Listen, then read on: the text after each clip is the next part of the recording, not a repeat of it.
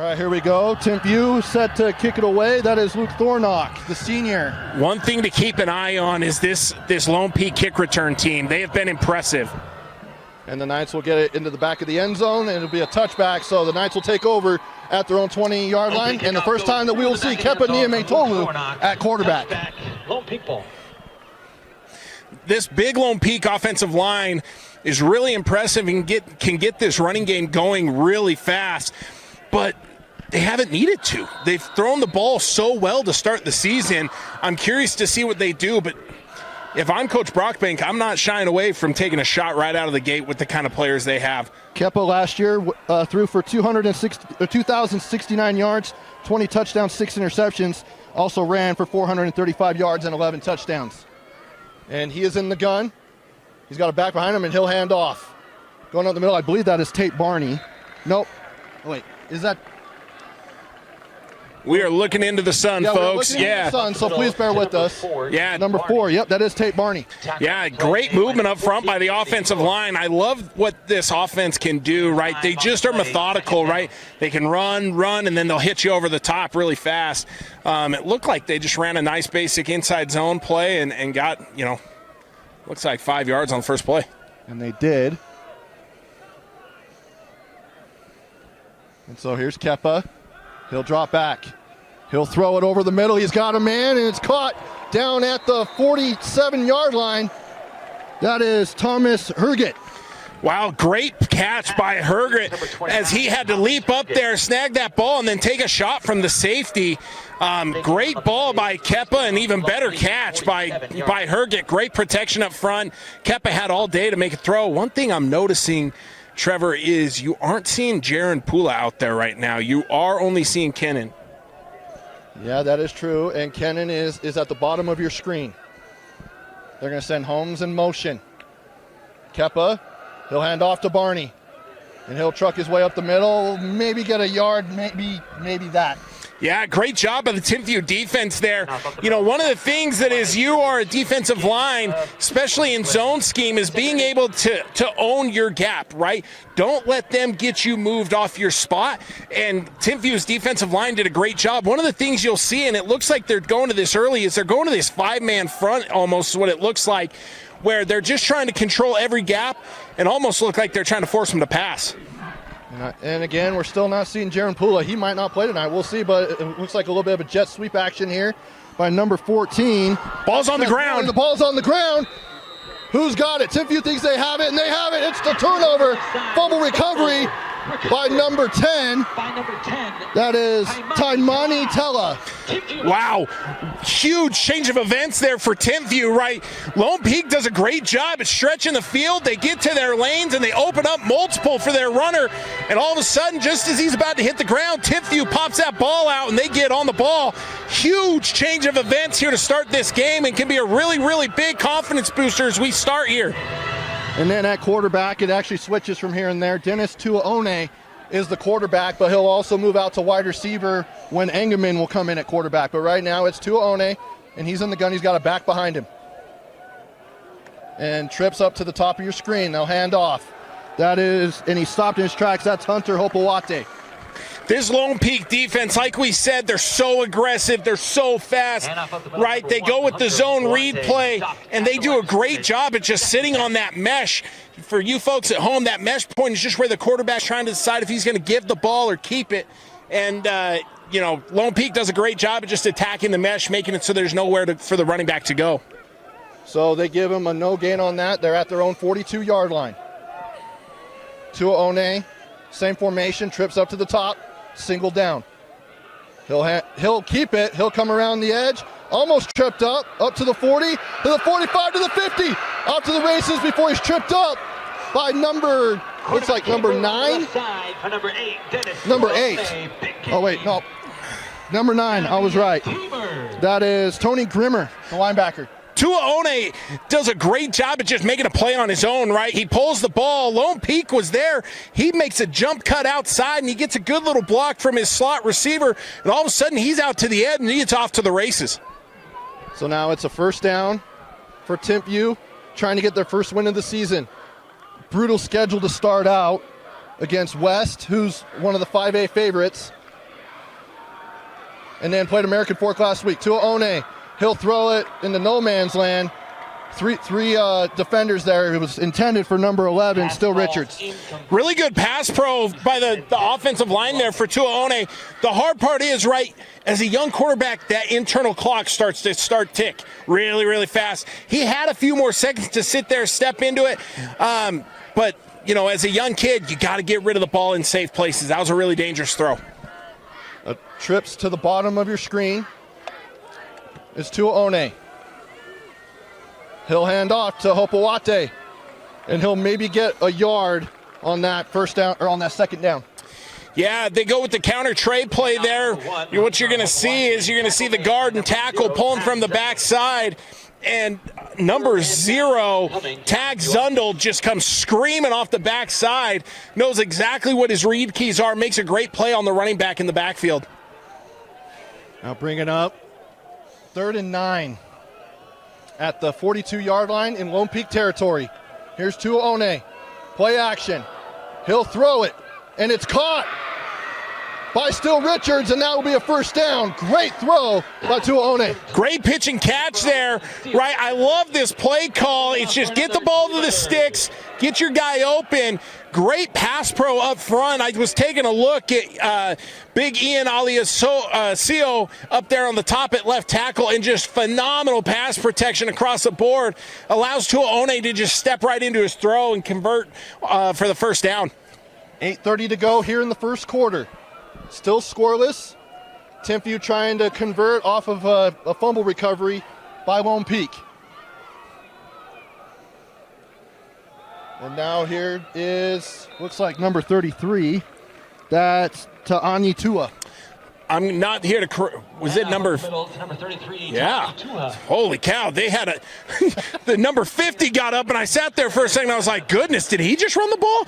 But great job up front by the O-line. Yeah. You know, one of the things I noticed and I really like out of this is they go to this I formation or this offset I, which hits the ground game faster, which doesn't allow Lone Peak's defensive line to make as much wreak as much havoc.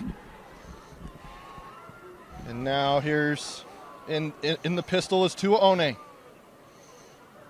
Dennis, he'll drop back, he'll look, and his wide receiver that he was throwing to was a little bit of blocking and ends up throwing a punch, and I believe the flag's going to be on him. That's number 26, Braxton Wilkerson. Yeah, kind of interesting there to watch that whole situation go down there. A little bit of a bait there by the DB. It was actually meant that pass was supposed to go to Wilkerson, but then he was still in a little bit of a hand fight with the defensive back. Yeah, it looked like there was a little bit of miscommunication on what the play may have been, as Wilkerson looked like he thought he was supposed to be blocking for a swing play, and Tua One thought he was supposed to be hitting him on the hitch. And so that will back up the Thunderbirds. That is a penalty killer as you're starting to drive down the field and gaining a lot of momentum. Yeah, Lone Peak's a team you can't beat yourself against, right? Like, they're too good for you to go out and do little things that are going to hurt you. You've had a great first drive. You're 3rd and 6, and now you're sitting at 3rd and 20, 3rd and a lot. I can't count. 3rd and 23, apparently. Yeah, that's a long ways, guys. They actually say 22, but either way. 3rd and 22 for Tua One. His fullback shifts over, and it looks like we have a timeout. We do, by Timpview. Timeout called. And we will take it with them. Back after this here on KSL Sports Rewind. Ladies and gentlemen, a word from our sponsors tonight. At Skin Science Institute, we offer top-tier educational experience in aesthetics, including the finest facility, the most comprehensive curriculum, and a team of highly experienced professionals. We take pride in our fun and exciting culture to give our students a positive learning environment while training on the best machinery the industry has to offer. We ensure our graduates not only receive the best education, but also step into their careers with confidence thanks to our robust job placement support.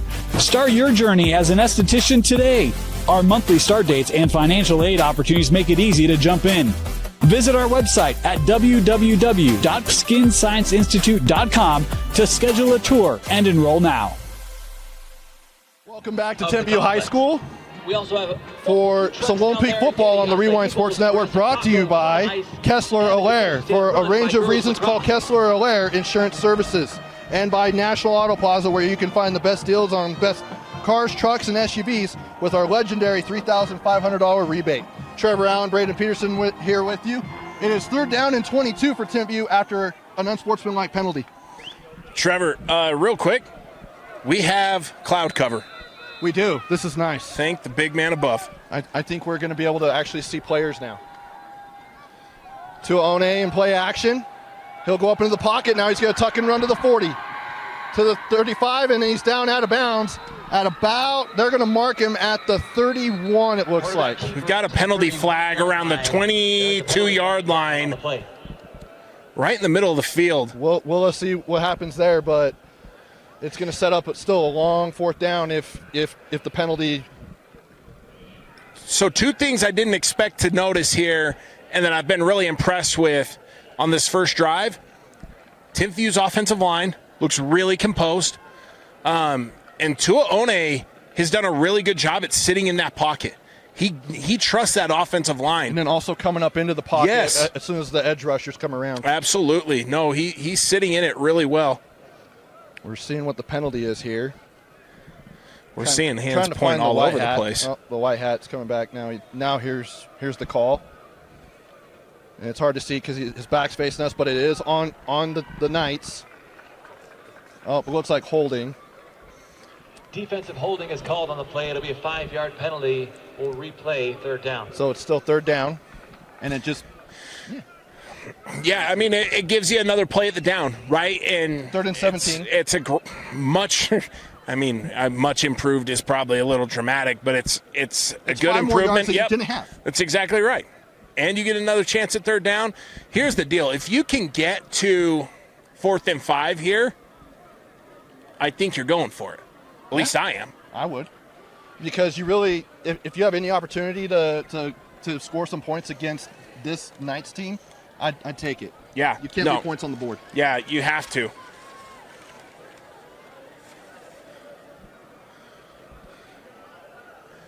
So I'm not sure what's going on here. Yeah, it looks like there seems to be some Coach confusion. Brockbank is out on the field. He's at the 35-yard line. It looks like He looks like he's kind of lining up to be a defensive back. Yeah, well, I mean, he's about. I don't know Coach Brockbank personally, but he's about that size. He looks like he could do some damage at DB. And now he's getting he's having a little chat with the lines judge. It looks like. Looks like they. Is there confusion on if it's a spot foul or because that was where they're about to place this ball is a lot more than 5 yards.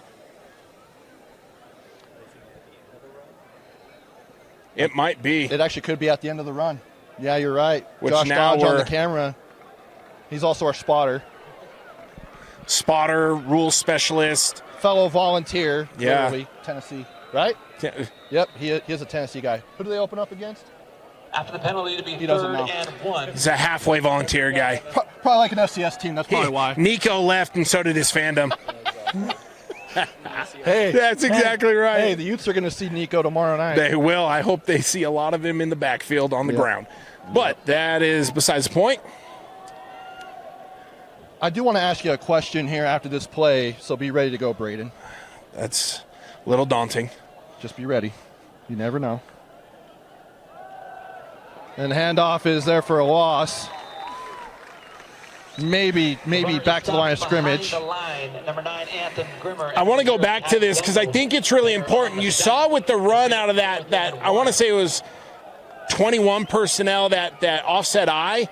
They were able to hit the hole so fast. Lone Peak's defensive line didn't have any threat.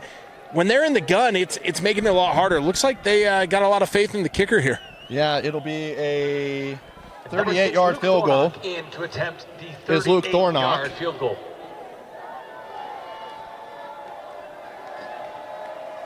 And I'll still get to that question after this field goal. And the kick is up. And it is good. So put 3 on the board for the Thunderbirds.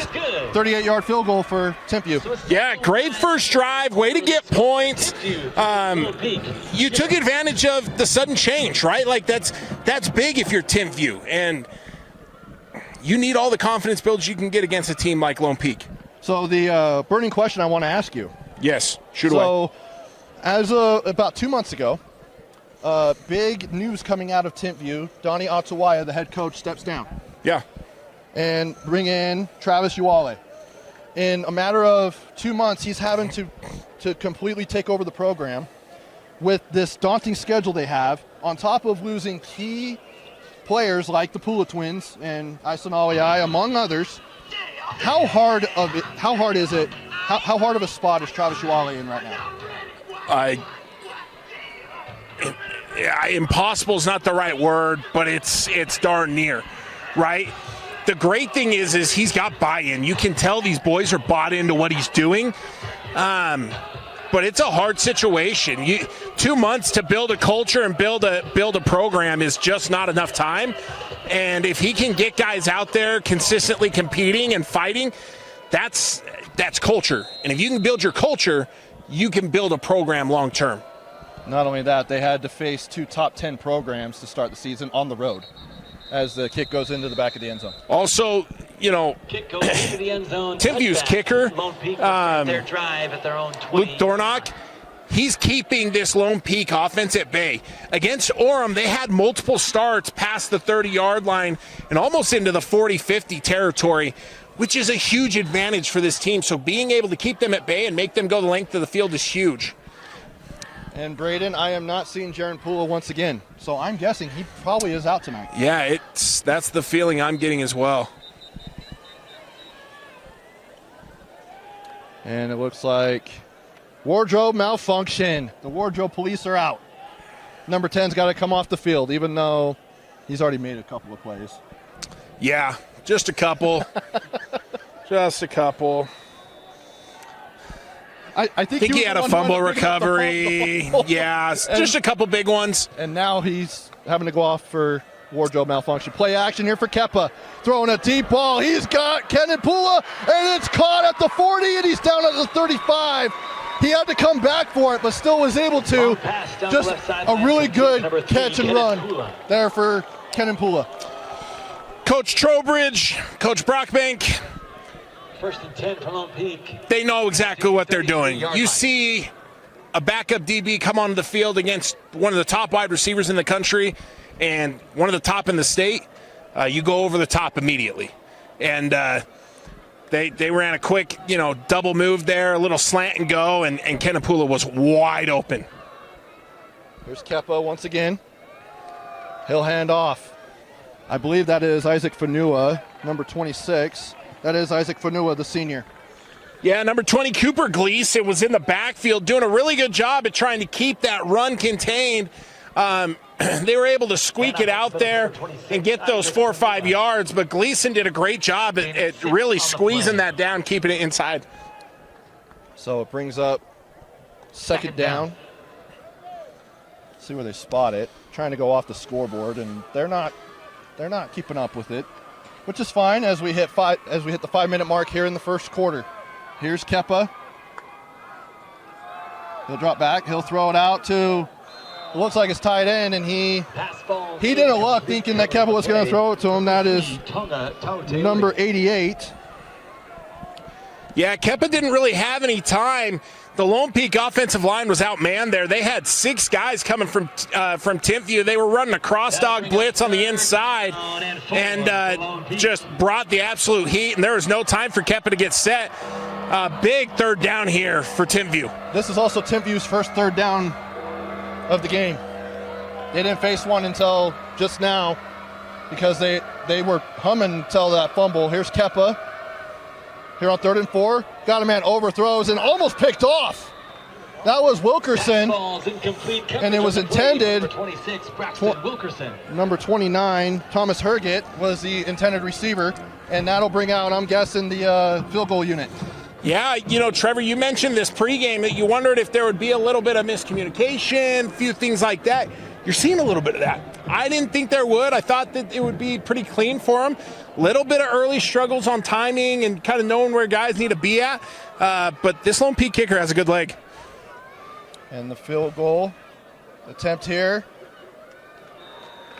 That is a 44-yard field goal, and it is good. What a kick there by number, trying to catch his number as he's coming over the side. 28, Jake Barker. 44-yard field goal to tie the game here at 3. We'll go ahead and take a break. Back after this here on KSLSports.com. Welcome back. 4:41 to go here in the first quarter. We're tied at 3 after a 44-yard field goal by Jake Barker to put Lone Peak on the board. Trevor, I think you have to be thrilled if you're Timpview with this first quarter so far. Yeah, you do. Right? You have a long, sustained drive after a sudden change turnover on the fumble. You get a great field goal. You hold Lone Peak to a field goal after a deep pass. I'd be thrilled if I'm Timpview right now. And the kick goes into the end zone. That's a touchback. So Timpview will come back out on offense starting at their own 20. Kick is through the end zone. You know, I really want to see Timpview, one, continue to be confident in themselves. Their offensive line has looked really good. If I'm Lone Peak, I'm bringing the pressure. I want to test this young quarterback, and I want to test this offensive line. They really didn't test him the first drive. It was almost like it was a scripted set of downs where they just were going to run what they run to see what Timpview is going to do against them. And if I'm Coach Brockbank and Coach Denny, I'm starting to bring the heat and make this young kid play. By the way, we have stats tonight, Braden. Ooh, can you believe that? Do we really? So right now, Timpview has 42 yards of total offense, 38 of them coming from Tua One. That's fair. On first down. Yeah. Okay, so they went to that 21 personnel again, like we kind of talked about earlier. But there's a kid. He's number 9 for Lone Peak. His name's Tony Grimmer, and he came in and shut that down really, really fast. Tony Grimmer is a very good linebacker. You've heard Moose Bingham the last 2 weeks really rave about this kid. The Grim Reaper is what he calls him. Yeah, he's physical as all get out. He comes flying downhill right there to make the play. But I do like them going to this 21. 2nd and 8 at their own 22. Hands off to Hopewate once again, and he's lucky to get back to the line of scrimmage. Excuse me, it's 20 personnel, just 2 backs, no tight end. The biggest thing here, though, is if I'm Timpview, I don't want to major in this. I want to minor in it, right? And right now you see 2 plays right out of the gate, and now you're behind the sticks at a 3rd and 7. I would like to see them throw the ball a little bit sooner. And for the reason being is their offensive line has done a great job protection, and Tua One's got great feet as well. Yeah. So make Lone Peak push him out of the pocket. And he's got 2 wide at the top and the bottom of your screen. There's Tua One, sends a man in motion. He'll throw it, and it just right out of the hands of Still Richards. It's an incomplete pass, and it'll bring up 4th down. Just a little bit behind it, but that's a ball you got to bring in there, right? Tua One trusts the O-line. Lone Peak is trusting their DBs and what they can get with 3 men pressuring up front. And they drop 8 there. Tua One does a great job at finding his open man there. Just puts it a little bit behind him. It's a tough catch for Steele Richards, but that's a ball you got to get there to keep the chains moving. Now, punter will come out. That is, trying to get his number. Looks like number 1. Oh, Hopewate could do it all. Running back and punter, and that's not a bad punt as it goes out of bounds. It got a favorable bounce at about the 33-yard line. That's a great flip of the field there. The 33-yard line. I think one of the things you have to be positive here about is that your defense has looked pretty solid, right? Yeah. It's okay if you have a bend, don't break mentality here. You get beat over the top, and then all of a sudden you just anchor in. You go, no, we're not going to let you get any more. We'll knuckle down and we'll make plays. And now here comes the offense once again. Thing also that you gotta think about is the Knights next week. They're going down to Bishop Gorman. Yeah, it's a big one. They could look ahead. Yep. You hope that they don't though. Pressure off the edge. Play action, and he gets out of the rush, and he throws it. He's got his tight end, Cameron Ray, and it goes just a hair over his hands, and it's incomplete, but a solid attempt there for that rush and that blitz that they had coming. Malachi Lisa comes flying off the edge from his nickel corner spot, and just about has Keppa. Keppa's able to spin out and at least get the ball out of his hands and live to not lose any yards there, but he came cruising off his nickel corner spot in for the pressure. And that was right off of Kepa's blind spot, too. And the fact he was able to still pick that up and get out of it. Yeah, it was really impressive. Shows his athleticism. Here is Kepa. And he's going to keep it on the quarterback on the read option. He'll get to the 40, and he'll dive down at about the 42, and a little extra push after, but quarterback keeper on the read option out to the left. This side. is where Kepa is really special, right? He's got great feet. You saw it in the state championship game last year. You saw it all season for them last year. He just can move, and it's a great read play right there. Looks like they mark him a good yard and a half short. This is 4-down territory if I'm Lone Peak. You kind of got to make that statement, and you have the offense to do it. Yep. We've also got the offensive line who has added Botmuli-Talu, moving on both sides now. And they hand it off to Tate Barney, and he'll get the first down, and then some. He gets to the 50, down to the 45-yard line in Timpview territory, and a first down. I mean, you have a massive block Tate Barney by big number 65, Tate Johnson, just absolutely annihilating a man. And then you got Tate Barney just bouncing around like a pinball in the backfield. All of a sudden finds a crease and takes off for a nice 10, 15-yard gain and moves the sticks for this Lone Peak offense. So first down in Timpview territory now at the 45-yard line. Here's Kepa. He'll hand off to Barney once again. He finds the hole. He gets up to the 40 and then down to about the 37-yard line. A good run right there. Probably about a gain of 8 for Tate Barney. Yeah, one of the things you're seeing out of this Lone Peak offense right now is that they're realizing, hey, we may need to get kind of our timing all going, settle him in a little bit. And so what do? They go to what Lone Peak does best. They run the rock. And don't be shocked if you get play action here and a shot over the top with the short sticks. So 2nd and 2 for Lone Peak. Play action out to,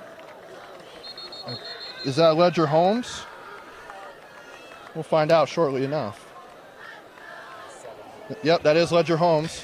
Yeah, right there went with the RPO. Great quick play action there. Essentially hits him right over the top on that little slant route, and moves the chains once again. I like those throws. Those are rhythm throws. Those are plays to get your quarterback some confidence.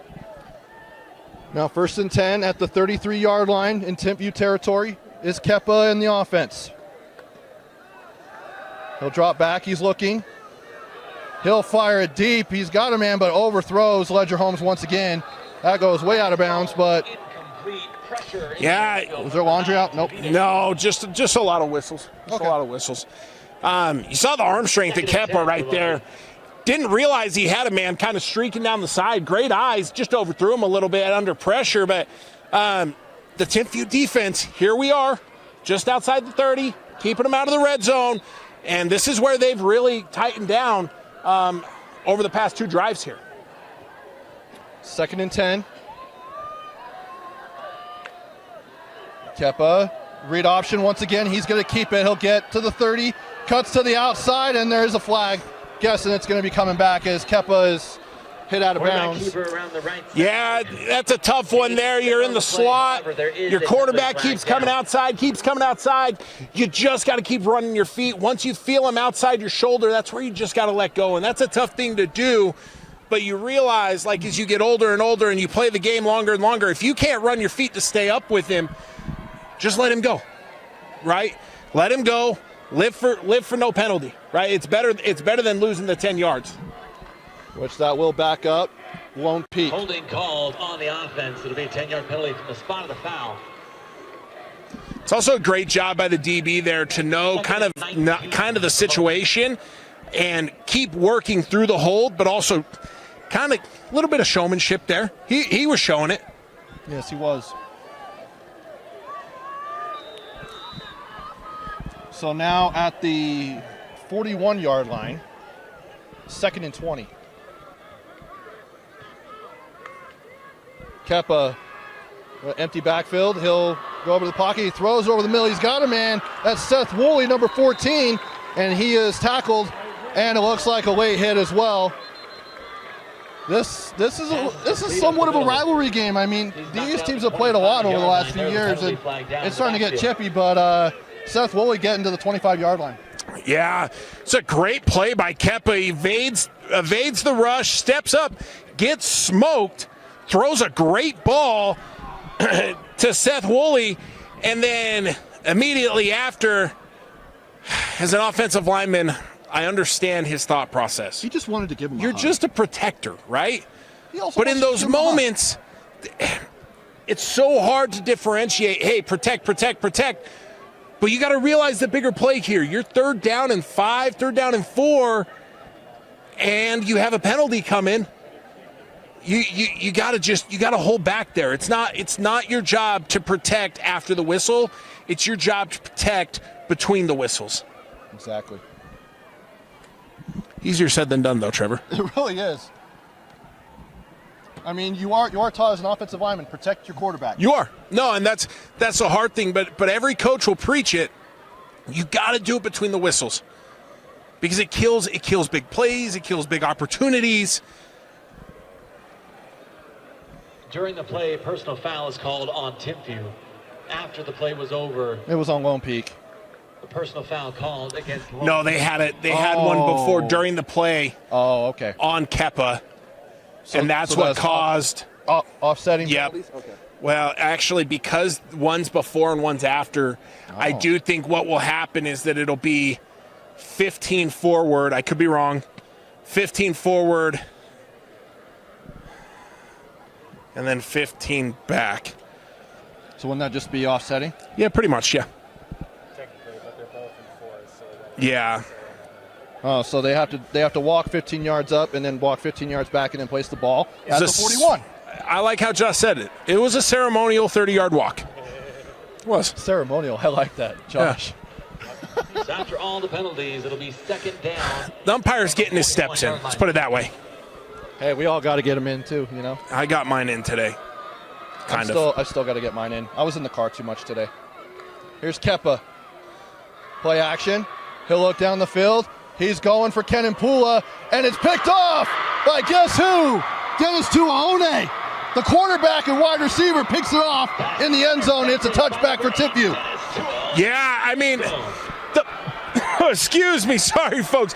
The biggest thing I've seen today and the most impressive thing has been this Timpview defensive line. They've been in Kepa's face all night to start the game, and there they were again in his face. Kepa tries to take a shot down the field, and the quarterback, the young gun, Dennis Tuaone, comes flying across the field, snags that ball. I just got to say, make sure you're in the end zone when you pick it off and then run it out of the back of the end zone for me, because You don't want to kill him. yeah, we don't want any of those unfortunate events. Luckily, there's no replay, and well, unless Josh is really special, but no replay. Josh And, is special, but we don't have instant replay. Yeah, so looks like we have a quarterback change right now too, Trevor. Yep. Cole Ingeman's going to come in, which means Tuaone is probably lining up as a wide receiver. Now they pitch it out to, that's 33. That is Ta'ani Tua. Yeah, and then you see Toa Tanavasa come flying down from his safety position, absolutely levels the running back there from his safety spot. Does a great job at crashing off that pitch to eliminate and actually get him for a loss there. And that will be the end of the first quarter. We're all tied up at 3. Back with the second quarter after this here on the Rewind Sports Network. Welcome back to Timpview High School. Start of the second quarter coming up here. Trevor Allen, Braden Peterson, and Braden. Here's the interesting thing. First of all, we do have stats tonight. It's not going to be every night, but it's amazing. I do have connections. Yeah, no, this is nice. Total yards for Lone Peak, 122 yards. 44 for Timpview. 73 passing yards for Lone Peak, 12 for Timpview. 49 rushing yards for Lone Peak, 32 for Timpview, and we're tied at 3. Make it make sense, Brady. So penalties, turnovers have been two of the big stories of the game so far. And then Timpview's defense has played bend, don't break, right? They have given up big plays. We've seen multiple of them. But all of a sudden, as soon as they get inside that 40-yard line, their own 40, they all of a sudden, bow their backs and they anchor those feet in. And, for my dad being a Tar Heel fan, they dig those heels in and they play some great great defense right inside the 40 there. For Kepa in his first start this season, he's 3 for 8 for 73 yards and an interception. There is a fumble as well that they had on their first drive. And then rushing, you've got Kepa with two carries for 10 yards, and then Tate Barney, 4 carries for 28 for Lone Peak. Still got Tuaone out right now. He's down at the bottom side of our screen right now at the wide receiver spot, like you said. Moving out. So Cole Ingeman, the senior transfer from Orem. So I guess you could say Orem did a trade. Yeah. Maybe there were some draft picks, cash considerations involved. No comment. Pleading the fifth. I know where you want to go. I'm not going anywhere. And I'm glad you were not commenting. Here is Ingeman. He's got a back behind him. And the ball is loose on the ground. Ingeman's going after it. The running back exchange was not there, but Lone Peak comes up with it. It's a turnover, and the Knights will take over just on the inside of the red zone. Turnovers and penalties, right? We've said they're the name of the game. One of the hard things about rotating quarterbacks is you just don't get the same amount of reps. You don't get that same amount of rhythm, right? Big play for Lone Peak there to get the ball in the red zone right out of the gate. Honestly, looking at that mesh point, it just looked like there was zero decisiveness. They couldn't really decide if he wanted to give or take, and then all of a sudden the ball's on the floor. So they will take over at the 16-yard line is Lone Peak. With Kepa in the backfield, he's got a back to his left. And he'll fake pitch it, he'll keep it. Now he'll get up to the 15. He'll take a couple of hits, and he's down at the 15-yard line. Timpview did a great job at stopping that at the point of attack and making him bounce that outside, and they showed great lateral speed there to go from side to side there. Duncan Strong came flying out of his linebacker spot, and so did Lincoln Harito flying down from his. Yeah, he was kind of playing that DB spot there. Makes a great play, and they're able to stop him for a no gain there. Again, this defense, they get really tough inside the red zone. 2nd and 9 now, so Kepa gaining 1 yard. As Barney goes out in motion, now he'll drop back, he'll fire. He's got Woolley. He gets to near the 5-yard line, probably mark him down at the 6, and they will. And that'll be a gain of 9 and a first down for Lone Peak. I really like this play call here for Lone Peak, right? It's a quick hitting out route right to the sideline. It's a safe throw for Kepa, and he makes an absolute perfect throw down that sideline to Woolley. These quick first and goal. No, go ahead. No, I was just going to say these quick throws are really important with how well Timpview's defensive line's playing. Now they'll hand it off to number 1 and going into the end zone. There he is. Touchdown. Sean Tahi making his debut. He's missed the last 2 weeks as well. Sean Tahi finds the end zone here in the second quarter. It's a big sudden change, right? Great job by Lone Peak to get right downhill. They go to their big man, Sean Tahi, and he just carries 3 defenders into the end zone. Great response for Lone Peak, and they're able to get a touchdown on the board, the first of the night for us. So Sean Tahi seeing some action here in week number 3. Can't believe we're already 3 weeks into the season, and college football starts here in the state tomorrow. I know we had week 0 last week. We had games yesterday. We got games tonight. Yeah, we got games tonight. Auburn leads Baylor right now at the half. Point is good. Yeah, and then the PAT is good. I want to say Georgia Tech's got Colorado 13-10 as well right now. First half, the score. Oh, Coach Prime. 10, Timpview 3. I'm a Coach Prime guy. I really am. Too. Hey, why not? I don't mind him. He is who he is, and he stays true to it. He's tough as nails. Like, you think about the things he's gone through, tough as nails. Hey, how about Boise State getting steamrolled by South Florida last night? Yeah, that was a rough one. I'm shocked, but I think it's Byram Brown, right? Is that their quarterback, Byram? Yeah, I believe so. If I'm saying that right? Yeah. Good gravy. He's a tank to take down. He just ran through the Boise State defense last night. Well, we can at least keep tabs on the Auburn-Baylor game because Josh, our cameraman, has it on his phone. And he's got it right here in front of me, so I can at least check on the score. Obviously, I want to watch this game. We've got a better game in front of us. So, folks, stay with us. Josh will tell us to tell you what the score is of any other game. and you can stay here with us because it's more fun. It is. Yeah. And with 10:55 to go, the Knights now have a 10-3 lead. And I don't know if Josh can get this, but it is a beautiful view out over the west side of the state right now. It really is. As the kickoff, it'll be just short. Oh, it hits right to the end line. And his foot was out of bounds, but he gets tackled at about the 21-yard line, and there's a flag down. By number 26, Braxton Wilkerson. I don't know how he got to return that unless they're allowed to return it with 1 foot in. I don't know. Yeah, I mean, we do have coaches up here for Lone Peak. Yeah. Well. By the way, check out the view right here. Yeah, look at Josh, man. Picturesque. We got the best camera guy in the state. We do. Josh was bringing in the views last week when we were at Springville. I know. Springville was beautiful too, but this is, I mean, I'm a little partial to this mountain range over here on the west side. Yep, got to be a west side guy. As Tuaone's back in at quarterback. Here for Timpview. And the Grim Reaper is back to just bury him in the backfield. Oh, for a gain of 1. It's almost the backfield. Almost. Close enough. Yeah, absolutely flying up. Here's the question, Trevor. All right. Between me and Moose. Okay. Moose is a little bit squirrelier in the voice. Yeah. I think I'm funnier. I will. Okay, perfect. Thanks. Appreciate it. I've actually called a game with Moose Bingham. A really good analyst. I love Moose. Well, but yeah, you definitely are funnier. As it goes out on the screen to number 18 for Timpview, and that is David Fanua. Okay, so when I was coaching back east, I coached an offensive line for a small university back east, and we had a thing called the Knights Royal Guard. That was our offensive line. That's what we were called. We call ourselves the KRG.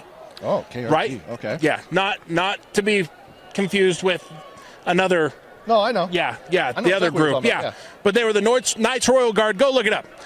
But good heaven, this Lone Peak Knights, they are the Knights Royal Guard, man. They fly around and take care of business all over the field.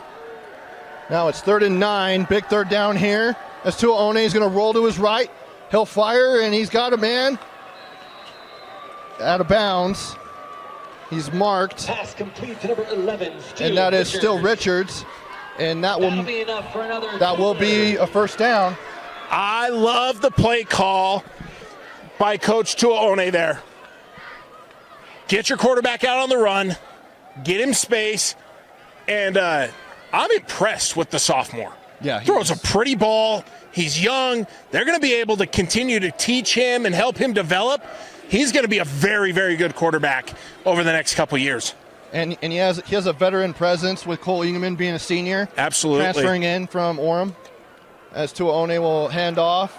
I believe that's Hopewate. And it is.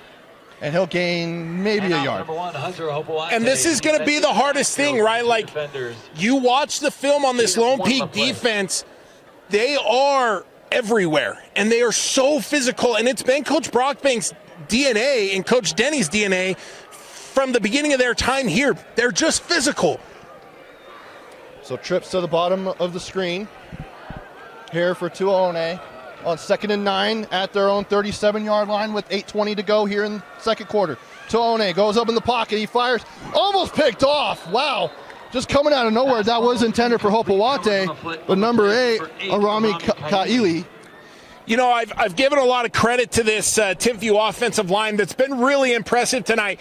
But right there you see Dennis Tuaone having to fly out of the pocket because his left guard oversets, gets beat on an inside move, and they were screaming into his face.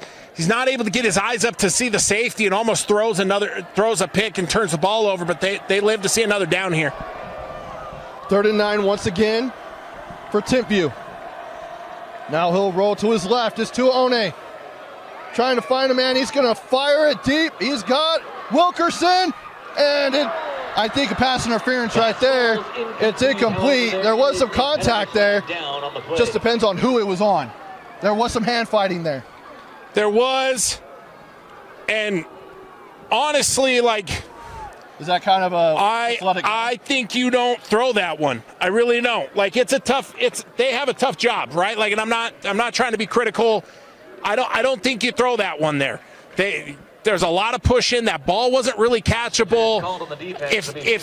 If Wilkerson had to fight back through the DB, right, because it's underthrown and he can't get to the ball because of them, okay, I'm okay with that throwing that penalty. Whereas it wasn't really fighting through them. It was an off-thrown ball.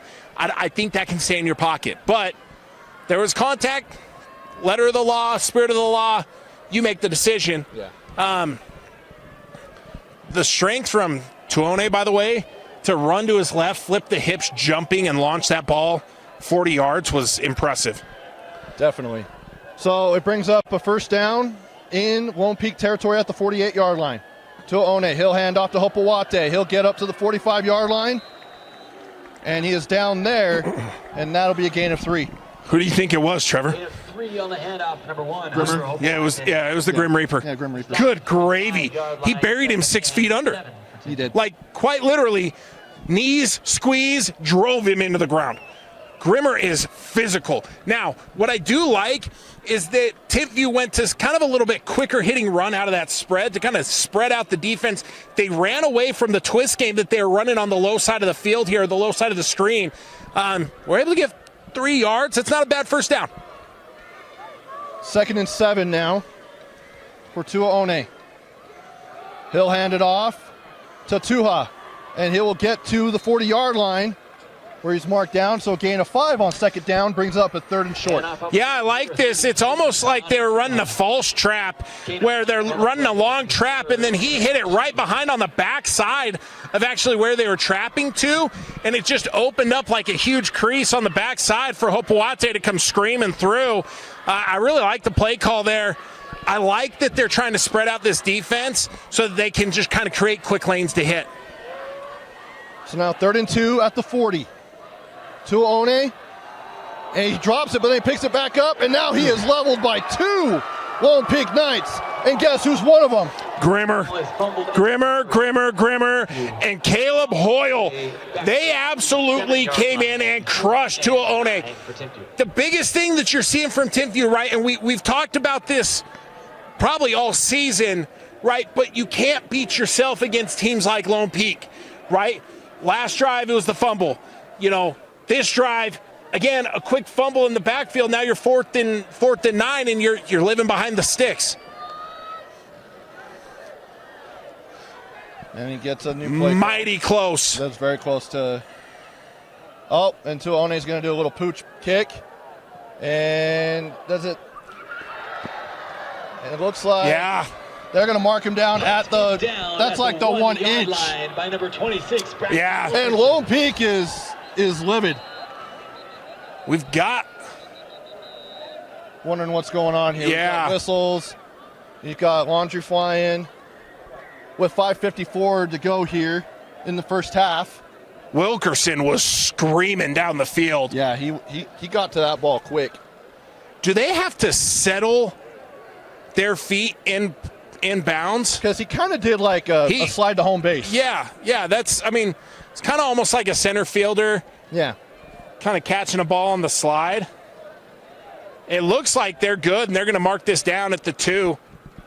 Yeah, they will. That's a huge play, Trevor. A big, that's massive. Especially on 3rd and 2, you basically are, you actually have a hard time keeping a hold of the ball, still able to keep it, but then you lose about 7 yards, and then end up showing a look, trying to get him to jump, and then pooch kick. Yeah, it's a great play by Wilkerson and a good punt by Tuone. That's why more Utahns choose. Lone Peak Football is brought to you by PKJ Design Group, landscape architects and planners, quality, innovative, and environmental design, and by Reef Capital, expect the best. Now, with college football starting tomorrow, I do got to ask, while we do have a little bit of a break. Yeah. The first game I want to ask you about, it's close to our cameraman's heart. The Texas Longhorns going to the shoe against Ohio State. Who's winning that game? I'm going to go with Texas, and here's the reason. Established quarterback. Well, hey, it's kind of fun. Also, Texas, I don't know. Texas is legit. I do. I like Texas. I don't know how good Texas will be all year, but I do think in this situation, they have an established quarterback. Ohio State's breaking in pretty much a freshman. Yeah. He's not, but essentially, right? So I like Texas. Well, hey, the Buckeyes are bringing in a new quarterback as well. Well, I guess that's what I'm saying. Arch has more experience playing than Julian Sand does. Yeah. I just know it'll be a good game, and glad college football's back. I'm so excited. I might be a lunatic too, Trevor. Football on Thursdays, starting next week. Thursdays, Fridays. Timeout called by with this. Yep. Saturdays, Yep. college football, and then NFL Sunday. Yep. And then if you're an absolute like psychopath like some of us are, Monday Night Football. well, Monday night, but the other one to add to is a little bit of action on Wednesday nights. Gotta have action. Okay, Yeah. so I mean, I got to throw this out here though, because I am a little bit of a nutty person, but I also think like you have Ken Pula, who you've seen get behind the defense multiple times. Do you go play action and just launch it over the top here? Hey fans, ever dreamed of traveling the world I think that's and making a difference? a good thought. That's You can serve right here in Utah. my initial guess. I'm shocked. I mean, Kenan Pula on the night, Thailand and he Hong Kong, has the adventure of a lifetime. one catch for 47 yards. He's been targeted only twice. Yeah, and frankly, credit to Timpview because they haven't given him much space tonight. They're bracketing him. Yeah, they're more just they're all around, and then they haven't had time to throw it to him downfield. And right now, he is in the slot, I believe. They're gonna go draw here. No, they're Nope. going. They're going to throw it. He's got Woolley on the sideline. And a hand fight with Braxton Wilkerson. It's going to be a pass interference on Wilkerson. Pretty big penalty, especially when you had the Knights pinned deep at their own 2. Huge penalty. They're returning the favor there, and I think, I mean, he's got him by the hip, so it's textbook, right? Like you can't grab him by the hip as he's running. They went to exactly what we said, and then I second guessed myself and thought they would go draw out a 5-man. So so far we haven't hit halftime yet. 5:47 to go here in the second quarter. We have 8 penalties for 105 yards combined. yeah, 5 for 60 for Lone Peak and 3 for 45 for Timpview. that's a lot in the first half. Hand off to Tahi. Sean will get up to about the 22-yard line. Let's say 21, mark him. Number 1, Gain of Sean 4. Tahi. This is my first time seeing Sean Tahi run like in person. He's a big back. He is a big Like boy. he is. We don't have him marked. I thought we had his height and weight, but he's a big back. He's every bit. You can probably he's guess got to what he be is. probably. I would say he's 6 foot 190. Yeah, maybe 6'1", 190. He's Yeah. a big back. Kepa, play action. He'll go deep. He's got almost a one-handed turnaround grab by Kenan Pula. That would have been a da-na-na. Yeah, a little bit of that down and that. But I will say, Timpview came screaming off the edge and got a hold of Kepa right there. A little surprised there wasn't helmet-to-helmet action because they caught him right under the chin, but they're letting him play. He took a big shot. I'm curious to see how he responds in this situation. 3rd and 5 here for Lone Peak. They are 1 for 2 on 3rd down. Kepa, he'll drop back, he'll look. He's got Pula, just overthrows him by a hair. Couldn't quite get up and get it. And that'll be a good stop there for Timpview. Bringing on the punt unit for Lone Peak. Through the first 2 weeks, Lone Peak has not made many mistakes. They've been really clean with the ball, right? They've made big plays. They've executed when they had to. They've been really, really good. Tonight, they've just been a little off, whether it be penalties, whether it be their passing. Or pass attempts where it's just been a hair over. And frankly, as Wilkerson picks up the punt here. Now he gets to the 50 and then to the outside. He's going to get tackled out of bounds at about the 46-yard line. so this one's going to probably come back. You've got a flag here at about the 40-yard line. Illegal block in the back. Yeah, that's kind of my guess. There was a lot of bodies on the ground there, and you kind of couldn't see what happened other than there was bodies on the ground.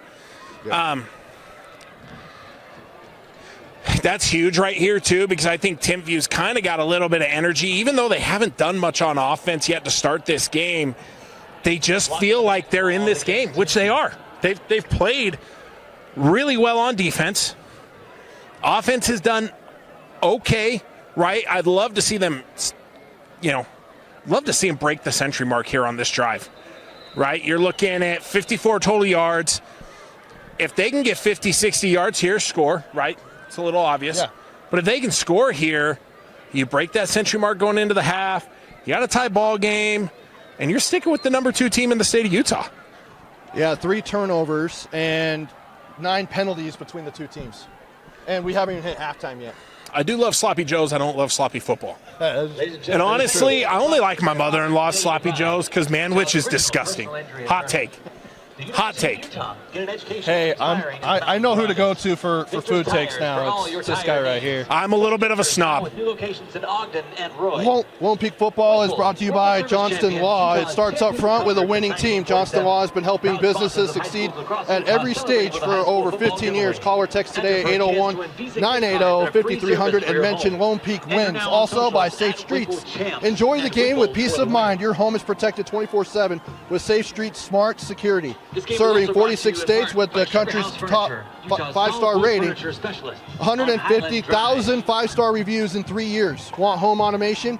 Leave it to the nation's best. Safe Streets. Visit safestreets.com. Trevor Allen, Braden Peterson here with you. Josh Dodge on the camera. As football season is here officially. Next week it'll be at all 3 levels. You know the other big part here? Football weather is here this weekend. I know. Like, I mean, it's not cold. No. I'm obviously wearing shorts. but it's not hot. But like, it's not. It was hot last night. Yeah, like, I mean, I'm a naturally sweaty person. If anybody who's curious, like I walk upstairs, I sweat. Yeah. Well, Josh, you know now, walking to right? the mailbox yeah, in like, January. Yeah, exactly, right? But like, I'm comfortable tonight.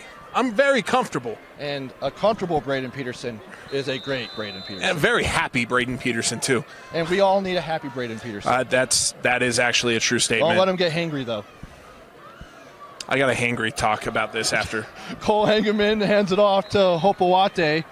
He gets back to the line of scrimmage. Maybe he'll get a yard. Yeah, so we're going to go to this food take really quick. We'll get back to the football. So I asked the people of Utah County and Provo specifically, like, hey, where should I eat down here? Yeah, as you should. Nobody told me, and I'm really disappointed. So then I had to eat up in Murray. Got it. Free shout out to Gordo's Tacos in Murray. Okay. Holy cow! So good. Okay, now to the football side of things. Quick little zone read and flying downhill just like Lone Peak does. 2nd and 8 here, so they give him 2 yards. Here's Engelman. He'll drop back. He'll look. He's got a man deep. He's looking for Wilkerson, and it goes just through his hands, incomplete on the coverage there. Pass falls. Is lead coverage on the play for number that 8, is Arami Kaiwi. It was Wilkerson and look. Oh, sorry. Arami Kaiwi. Really pretty good coverage. I didn't see where Wilkerson came from, so I can't tell if he had to flip shoulders there to look at that ball from Ingeman. Pretty pass in a pretty decent spot, just a little outside of his reach. Gosh, there's not much to hate there. And again, really good protection up front. Like, they really haven't allowed their quarterbacks to be pressured at all tonight. Engelman on 3rd down. Tuone at the bottom of your screen as a wideout, and he's going to look for him. Tuone. And just misses the catch. Barely, and then he ends up hitting the turf.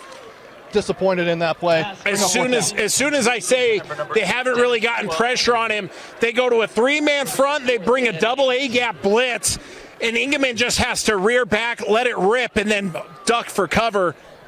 Throws a really good ball, frankly, for the situation. Great defense there by Lone Peak. Both defenses have kind of settled in. I don't like where Timpview's at in this situation because Lone Peak's offense has found somewhat of a groove. Timpview's hasn't yet. Hopewate. That one looks like it might have rolled off his shin. I hate when I do that, when I punt. But it's collected at the 27 there by Ledger Holmes. And there's a little activity off the sideline, but then a little helmet tap. Oh, we're good to go. One of the things you'll notice on film, and I mentioned this towards the beginning of the game, you just haven't been able to see it yet, but the return game from Lone Peak is really impressive. Last week you saw him do a great job on the kick return group. You just saw a really nice return here on the punt return team. That's huge. Special teams wins football games. And, you know, the Timpview punt was big last time. It's a great return to get him to a quick field, short field. We got a new quarterback in. And we do.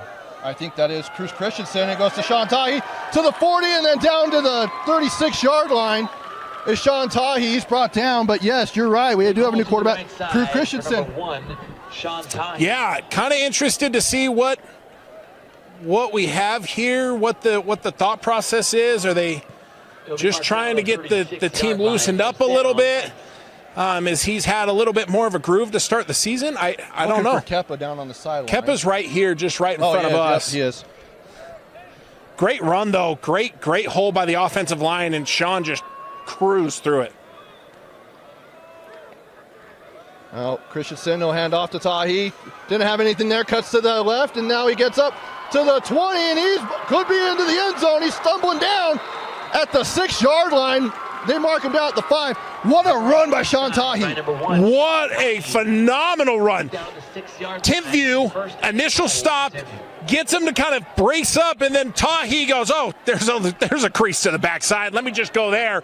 Leaps over a defender, starts running by dudes. Tahi is really quick, by the way. Great speed there as he took off down the field, and he's able to accelerate quick after jumping over a defender. Impressive run by Sean Tahi. 2:50 to go here in the first half. Christensen under center. He's got Fanua behind him. He'll hand off to Fanua. He'll go up the middle, and he'll gain probably 2 yards, maybe 3. They're on first down. Yeah, they go to 21 personnel, right? Could almost be 12 personnel, depending on how you read it, but they do a great job there. They just go straight downhill, kind of dive, ISO football, where it's just we're going to push you back and we're going to get the yards that are inevitable. Big play. Timpview's got a big boy up in the middle there. They do. Oh, Tavita. No, it's not that. I cannot see his number. They're always in the middle, man. Christensen hands off to Fanua once again. He'll cut back inside into the end zone. Touchdown, Lone Peak. The story of that quick drive was second effort runs, right?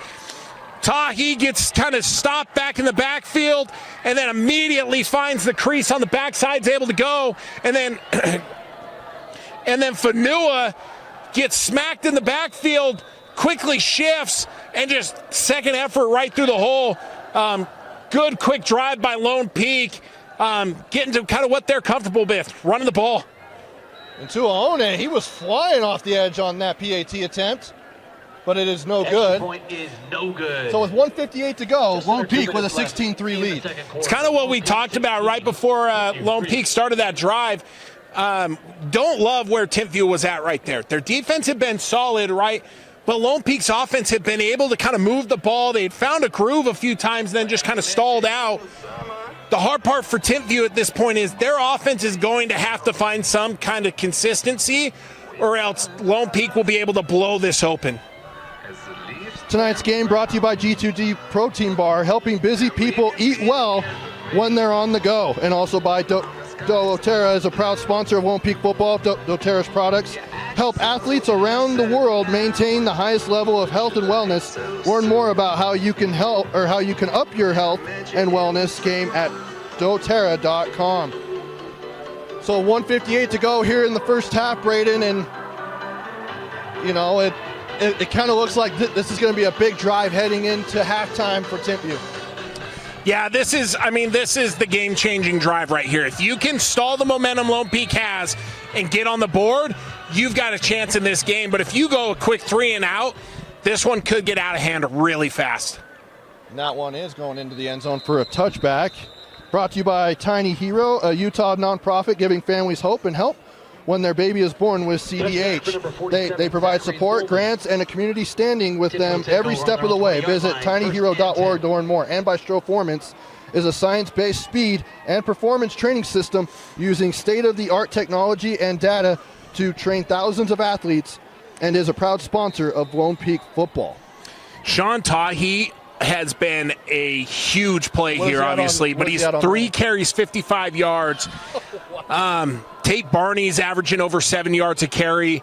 How about just that like dynamic? You also got Isaac Fanua here as Tua One's back in at quarterback, overthrows his intended receiver. That's number 7, Nixon Warner. But they're 3-4 backs deep. Yeah, they are. They really are. And I mean, then you've got Kepa who can run the ball. Yeah, I mean, you look through this list, everybody's averaging over 3.5 yards a carry, which frankly, as an offense, that's where you want to be, is that kind of that magic 4 yards a carry number at bare minimum. So 2nd and 10, Tua One, he's going to look and barely, it was tipped, but who was there on that play? I'm going to guess it was Grimmer again. Yep, he was there. Yeah, he's always there. He was there. You know, the thing is, and I said this a couple drives ago, I like this play for them. The hard part is, though, is you have to give him time to throw when he's trying to get outside the pocket. If he's got somebody in his face, you're going to get tipped balls like that right there. 3rd and 10 at their own 20 is Timpview. Tua One drops back, goes up into the pocket. He is firing deep. He's got a man. And he overthrows him, incomplete. Still Richards is the intended receiver. Incomplete coverage on the play. He had really, really good protection. I like the launch down the field. I like the play. I like everything about that. The hard part is I'm also a big fan of just stepping up and taking the yards that are given to you. The hard part there was that Lone Peak had a defender swooping back across that kind of forced Tua One to throw that ball there. Yeah. So that brings out the punt unit, led by Hopewate at punter. He also plays running back. With 1:38 to go, so of what could have been a game-changing drive now gives the Knights a chance to extend the lead. As now it is gathered at the 40-yard line. Here's Ledger Holmes. Now he's in Timpview territory, and he's brought down at about the 37-yard line. Another big return by Lone Peak. We got a man down here. Oh, that's not good. Yeah. You got to love the sportsmanship, though. It's a Timpview player down, and number 2, Tavita Manga, is there to be like, hey, man, are you all right? Because I believe that trying to get his number. It's like number 5 or 9. Yeah, 5 or 9. I'm going to, Tavita Tuha. They just announced it was number 9. By the way, keep in mind, Braden, as we look at the intended player on the field who's injured, we're gonna name our helmet sticker tonight. Is anybody who's kind of the front runner right now? Tahi's been really impressive. Grimmer has been just all over the freaking field. This might be a little bit of a hot take, but Ledger Holmes in the return game, he's had back-to-back returns to set them up with a short field, and frankly, he's giving them a chance to blow this game open too. So there's a few guys that are really in this game to see what happens here. We're going to go ahead and step aside. We'll tell you about the helmet stickers coming up after this here on KSLSports.com. At Skin Science Institute, we offer top-tier educational experience in aesthetics, including the finest facility, the most comprehensive curriculum, and a team of highly experienced professionals. We take pride in our fun and exciting culture to give our students a positive learning environment while training on the best machinery the industry has to offer. We ensure our graduates not only receive the best education, but also step into their careers with confidence thanks to our robust job placement support. Start your journey as an esthetician today. Our monthly start dates and financial aid opportunities make it easy to jump in. Visit our website at www.skinscienceinstitute.com to schedule a tour and enroll now. Number 9 for the Thunderbirds, Vita Tuha, had to be helped off the field. Hopefully he's okay. You hate to see injuries in this game, but it is part of it. And Crew Christensen is back out again at quarterback. He's got Sean Tahi to his left with 1:23 to go until halftime. He'll hand it off to Tahi. He cuts outside now. He's got Wilkerson trying to take him down, and he'll go out of bounds at the 30, maybe the 29-yard line. And they will mark him down at 29. Yeah, interesting run there. I mean, One, Sean Tahi. He's knocked out of bounds by number 26. I want to see my guys run through guys and finish runs there. But he's just been inevitable. Like, every carry is 5+ yards for him. And he's so patient. He reads everything. Really impressive play, and he's really helped break this game open for Lone Peak. So an 8-yard gain right there for Tahi. 2nd and 2 now at the 29-yard line. Christensen, he'll fire deep. He's looking for Woolley in the end zone, and he overthrows him, incomplete on 2nd down. Yeah, it's interesting to see what Lone Peak's thought process is here as they've pulled Cruz Christensen into the game. He's been really good to start the season, and it looks like they're just, they're going to roll with the hot hand right now is kind of my thought. But also, I like the play call there because your short sticks to the 1st down. You can take a shot there because now you're still in running territory, and Sean Tahi is good for 3 yards. So 3rd and 2. Got a big 5-man front here. And they do hand it off to Tahi. And I don't think he's not going to get Ball's it. on the ground. Ball's on the ground, but I think he was on the ground first. But it looked like he might be. No, he did get up. Fumble on the play recovered by. You can hear Ledger Holmes down on the field just yelling, "Let's go for it! Let's go for it! Let's go for it!" And Coach Brockbank is signaling timeout. It sounds like that they're going to talk about it. 44 seconds left on the clock. And Timpview is going to get the ball to start the second half. This Timpview defense has given up a couple touchdowns here late in the second quarter, but they have been stout up front. Really, they've been impressive. They've had pressure on the quarterback all night. It's bend, don't break, right? That Sean Tahi is averaging over 12 and a half yards a carry. 3-4 yards seems like it was going to happen no matter what. And they bring 5 down on the line. It almost looks like a bear front. Was a bear front. And they just stuffed the line of scrimmage right there. So with this 4th down call, it's 4th and 2. He was able to get back to the line of scrimmage, but where do you go here as far as a potential play call? Knowing what you have on offense. I mean, if it's me, I think I go with running the ball. It looks like Tate Barney's in the game too with Sean Tahi.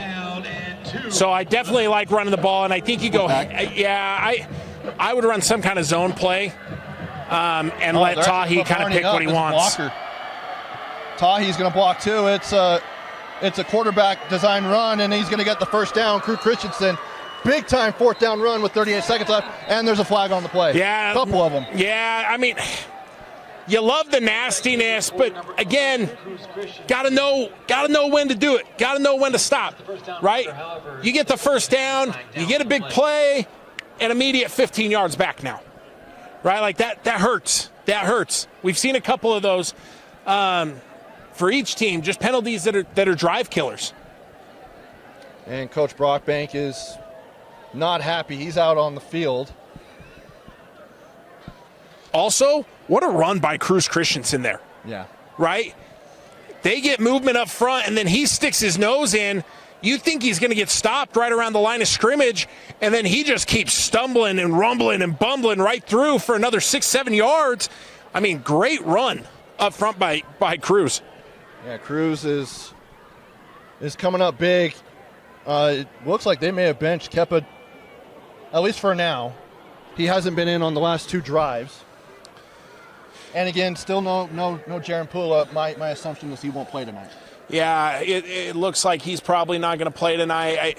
It'd be interesting to see what the situation with Kepa is. It's early in the season. It's his first game back. You almost can look at it like a pitch count potentially, right? Where it's like, hey, let's get you a few throws. Let's get that arm live, right? There's no need to force anything this week. Let's get you going because Cruz is really, really good, right? So we can get your arm warmed up. I don't know what the situation is. There's multiple things that could be happening. But it looks like they're going to go 5 wide here. Yeah, because that penalty is a 15-yarder on Lone Peak. That's a big one. I mean, Trevor, just to look at penalties, we're at 10 penalties, 135 yards between the two teams. You're 6 for 75 for Lone Peak, 4 for 60 on Timpview. We can hear coaches in the booth saying it's not a replay down, and they're right. It shouldn't be. It was an after-the-play situation. That's why it's a 15-yard penalty. It should be first down. It's just you're back now. Exactly. It should be 1st and 10 from the 42, and that looks like they've got that now. Okay. 1st and 10 for Lone Peak. Yes, it is.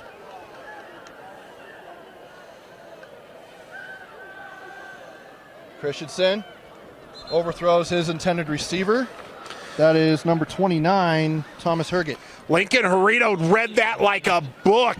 He came flying from the inside there, coming out towards by Thomas Herget, and is able to kind of defend the play there, but he was right on that ball immediately. 33 seconds to go, 2nd and 10 at their own 38, in the Timpview 38-yard line. Empty backfield for Cruz. He's got Herget, and he goes out of bounds, and he will pick up the first down, moving the sticks, and the clock will still run. 5 wide, quick hitch on the outside, make the defender flip the hips, he shoots back, and a quick pitch and catch. Clock is running right now. Yeah, and Coach Brockbank is saying he was out of bounds. I thought he was out of bounds. Yeah, I thought he was as well, so I don't blame him for trying to figure out what's going on. And again, there's no instant replay, or there's no going to the booth for official, going under the hood. I mean, looking at the current conversation, it does not look like he's going to get what he wants here. And it looks like there is a little frustration with, the officials, with the coaches here saying, hey, let me talk to the head coach. I don't want to talk to the rest of you. Yeah, Coach Brockbank signaling to his assistants, back up. Stop talking to the officials, because he doesn't want to get a flag for one of his assistants. Yeah, right now they're in a spot where even though there's 3 seconds left, they can run a solid play here to the end zone with a good chance. You get another 15 yards, and now you're essentially tossing up a Hail Mary almost. Yeah, but luckily the Hail Mary's from the 22-yard line. Well, and yeah, if they don't have one now, they can actually run something. Be interesting. White Hat looks like he's coming over. So, and there's back at 25 seconds. So it sounds like they got the signal wrong, because he was spinning his arm saying, the clock keeps running. But then Coach Brockbank is doing jumping jacks, basically saying should be stopping the clock. No, I think they got that right there by slowing or bringing time back onto the clock. Now it's at 28 seconds. So they just keep adding on time. I'm trying to see. It looks like Lone Peak has 2 timeouts left. They can run a couple plays here. Here's Cruz Christensen. He's got almost a one-handed catch there by Herget. It just misses, but it's an incomplete pass, but taking a shot. I love the play call by Lone Peak here, right? They've gone quick to the outside 2 times in a row. They had gone to the out route that was jumped by Lucas Jarrito, and then they hit Thomas Herget on the hitch route for the first down, and then here they go. They show the quick out route, and then they let Herget take a scream right up the sideline, and they had a window. It was a tight one. Cruz Christensen almost put it in there, and Herget almost had himself just an absolute beautiful touchdown catch. 22 seconds here. Got a timeout. Down, and it looks like a timeout. And it's a timeout for Lone Peak. We will take it with them back after this here on KSLSports.com. Timeout called by Timpview. With a TabSpend checking account, you earn big rewards. It's hard to not make a scene. How's your card? Oh, my card's right here. That's a big card. You should see how much it's earned me. Sorry, Grandma. TabSpend isn't just another checking account. It's packed with benefits. How do I get one? Just scan this QR code or go to tabbank.com. It's all online and super easy to get started. 2nd and 10 at the 22-yard line is Lone Peak. Sending Pula in motion, then back. Cruz Christensen He's got Pula out at the 15. He cuts to the outside. He gets tripped up at the 10. Clock will run. By the way, the timeout was actually by Timpview. They're out of timeouts. And now the Knights, there's a flag on the play. Could that be roughing the passer? Yeah, that's kind of the thought I have, is that we've got roughing the passer in the backfield. It'll be interesting to see. I love the play called by Lone Peak. I've loved kind of the way they've schemed this little 2-minute drill. Pula has not been involved in the game for quite a while. So what do? You get him on the move, you get their defensive backs on the move, and then you get him in a little spot route right there in the open field, and then you let special players make special plays, right? Get the ball in their hands, let them do what they do. And Pula gets a great catch, flips the hips, and almost breaks that one. It was a good open field tackle. And we'll see what they do with the flag.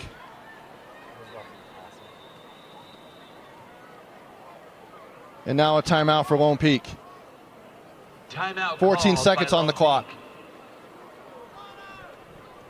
They still haven't announced the penalty, have they? Not that I've seen. Oh, they did? Okay. Well, we will go ahead and take that with them. Back with the final 14 seconds after this. 14 seconds to go here at Timpview High School for week 3 of the high school football season. Lone Peak with a 16-3 lead over Timpview. Coming into the game, the Knights are ranked number 2 in the state, behind one and only Corner Canyon. They got Sean Tahi in the backfield. I think they run the ball here. Nope. First and goal. Christensen looking for Pula, and he's got him in the end zone. What a beautiful bread in the basket touchdown for Kenan Pula. What a play. They just ran Pula to open space, and Cruz Christensen just throws an absolutely beautiful ball to the back corner, and Pula just says, all right, let me go get it. I said, I think they might run the ball with Tahi here, and I was foolish. And they just drop an absolute dime in. They are going to go for 2 thanks to our spotter here, Josh. I could see why they would maybe run it. You've still got a timeout in hand, and you're 4 yards away. Yeah, no, I mean, I hold by my thought, I guess. But, I mean, it was an inevitable touchdown pass with that. Just run Pula to space. But playing Madden or college football, you're throwing the ball. I don't know. I don't know. Why not? I'm really bad at those games, man, if I'm just being honest. I'm not great either. I get absolutely cooked whenever I play. Well, that's why you just go against the computer and you put it on freshman. You know, I have to, or else I'll get cooked by the computer, too. I'm bad. Or even on varsity. Trevor, I'm bad. Yeah, probably. It's been a little. No, I don't get cooked on varsity. Easy, Josh. I have feelings, okay? Josh is throwing jabs here. Golly. While they settle their differences, we will tell you that tonight's helmet sticker is brought to you by Tab Bank, home of the Tab Spend Rewards checking account with 3.5 annual percentage yield on your account balance and 1% cash back on eligible purchases. But great rewards are just beginning. Convenient online and mobile banking with no hidden or complex qualification requirements, no minimum opening balance, and no account fees. It's a big deal. Member FDIC. So we will pick our helmet sticker tonight between Josh, me, and Braden here. Josh doesn't get an opinion. I don't appreciate his opinions right now. Josh's vote is gone. Yeah, I'm ex-naying that. And we didn't vote on that. As the 2-point conversion here goes to, it's dropped, but there is a flag on the play. Thomas Herget is the intended receiver. I think you're going to get a pick call here. I could be wrong. Let's ask our rules specialist, Josh. Did I offend him? Huh? Did I offend Josh? Yeah, he actually looks like he's really upset. Oh no. Great. I'm gonna have to spend halftime now settling this between you two. How much do you charge for mediation? Oh my goodness, he's right again. That's why he has the camera. It's fair. It's fair. We'll retry the 2-point conversion. That's why he gets to look into the lenses. We have to look like through here. I don't want to look over his shoulder. It's like copying off someone's work. No comment. Sean Tahi in the backfield here. Don't ask me how I passed driver's ed. As Chris Christensen under center. Hands it off to Tahi, and he goes into the end zone for the 2-point conversion. I believe he got in. He got tackled out, but I think with forward progress, he's in. I don't know if they're going to give it to him. I thought he had it. I did too, It but looked like it. nope. No good. Wow. Okay. Handoff up the middle is stopped. The conversion. That no comment goes to a lot of things here right now. My driver's ed. Seconds left here in the second quarter. You and your beef with Josh Dodge. Here's the deal. Okay, I'm just going to back myself up here with my driver's ed comment. Nobody can take the test for you, right? Like when you're on the road, that's you. Yeah, it's right? you, man. Okay, I passed that 100%, so that's fine. The paperwork part wasn't my favorite. I'm like a freshman going into being a sophomore in high school. We took driver's ed right after practice. It kind of scares me. It was group work. I mean, hey, you're able to come from Salt Lake County down here the last 2 weeks. So I am proud of you. My wife, I think, questions my driving skills sometimes, and that's okay. I understand I'm pretty sure every wife does that. Yeah, well, Mine does. I'm also getting hit from the sides here too. I just got a text from my little brother saying I always get worked by him in Madden and NCAA. Everyone's so just throwing jabs. You guys can. We'll get his Twitter handle here. What is it, by the way? It's Coach Pete 58, and I really don't know if I want to throw that out there. Do you have Instagram? No, You need I don't. an Instagram, my friend. No, I like Twitter. I waste enough time on Twitter. From the 20-yard line. That is not a hole I like going down. It's not a hole. Yeah, it's great for sports. It's so efficient. And I don't have a lot of people like some of you guys do sitting there throwing jabs at you. I'm able to kind of stay in the weeds. Hey, don't bring me into this. I didn't throw any jabs at you. I'm just sitting here trying to mediate. I'm trying to have. I'm just saying all together on the same page here. Yeah, we got to work together as a team, and I can't have two members of our team beefing with each other. Josh and I are fine. Okay. Josh and I are fine. Yeah. I don't want to spend halftime having to settle this. The way that we said, you made it a problem. Yeah. I won't argue that.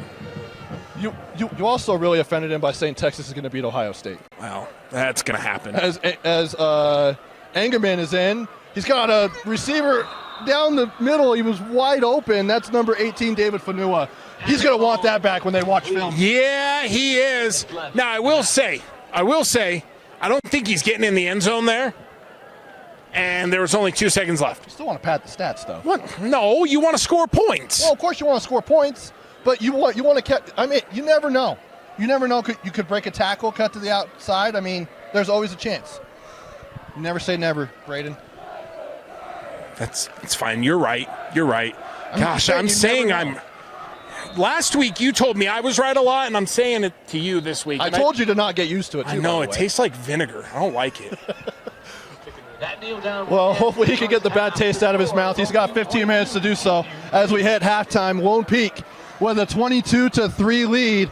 We will be back with second half action here in just a little bit here on the Rewind Sports Network.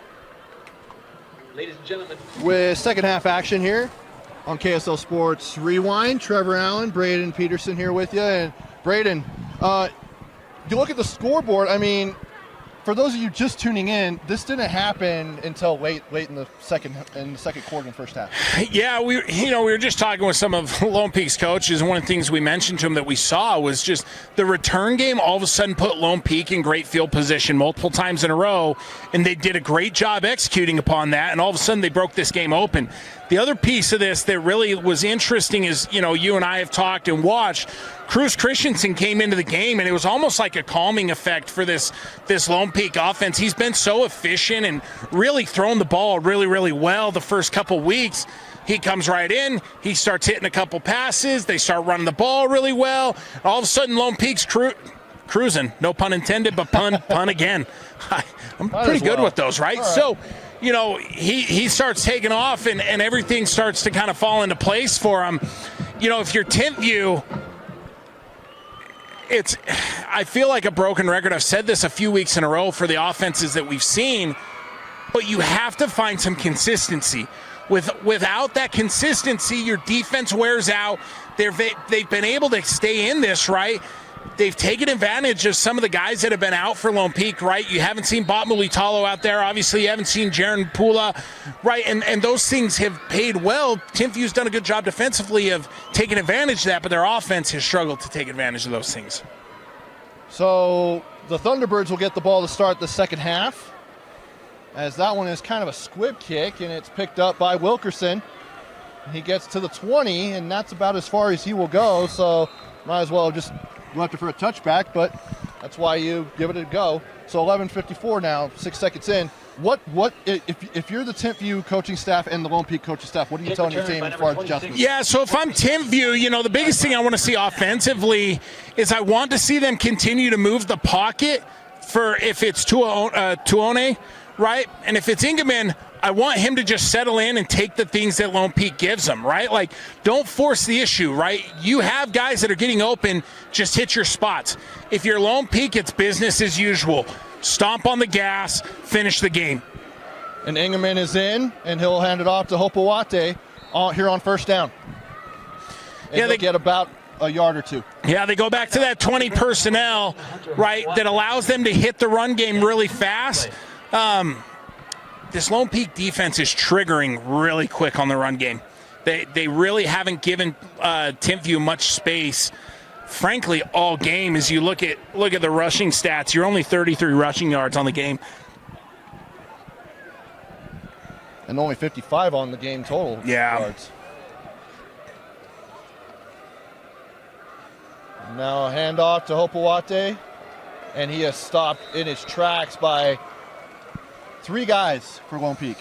Yeah, that's a tough one there, right? You see Wilkerson trying to tell his guy to get around him on the run there, and there comes a point where, like, you have to take the fight to the defender, right? You can't just expect your man to go outside me. Like, no, you got to drive that man and create the lane for your guy. Force the issue. Don't just try and, hope it happens. Now Ingeman, he'll roll to his right. He's going to throw it, and just underthrows Tuone, and that'll bring up fourth down. Yeah, you stay behind the sticks the whole time. I think we said this last week with Green Canyon and Springville, right? You get stuck behind the sticks, your playbook it's limited, right? Lone Peak can look at your playbook now and go, hey, we are timeout. Hold on, what's going on here? A missed field goal acts as a punt in high school. A missed field goal acts as a punt in high school. So they're going to kick it. That's a deep attempt. Yeah. Looks like it's going to be at the 50-yard line. And we've got a penalty flag as well, Trevor. We do. That was wild. Yeah, shout out to Josh Dodge. Yeah, who's our spotter, rules analyst, and you talk about the return. There's a penalty flag down on the play. Oh, okay. And see, I hadn't seen that. I might hand the microphone to Josh. Do you want to run camera? Yeah, sure. But a great take, honestly. Probably not. But honestly, number 0 on the offense. That penalty be assessed at the end of the run. First down, Lone Peak. Okay. Yeah, I don't know if you can hear that at home, but we had a personal foul on Timpview.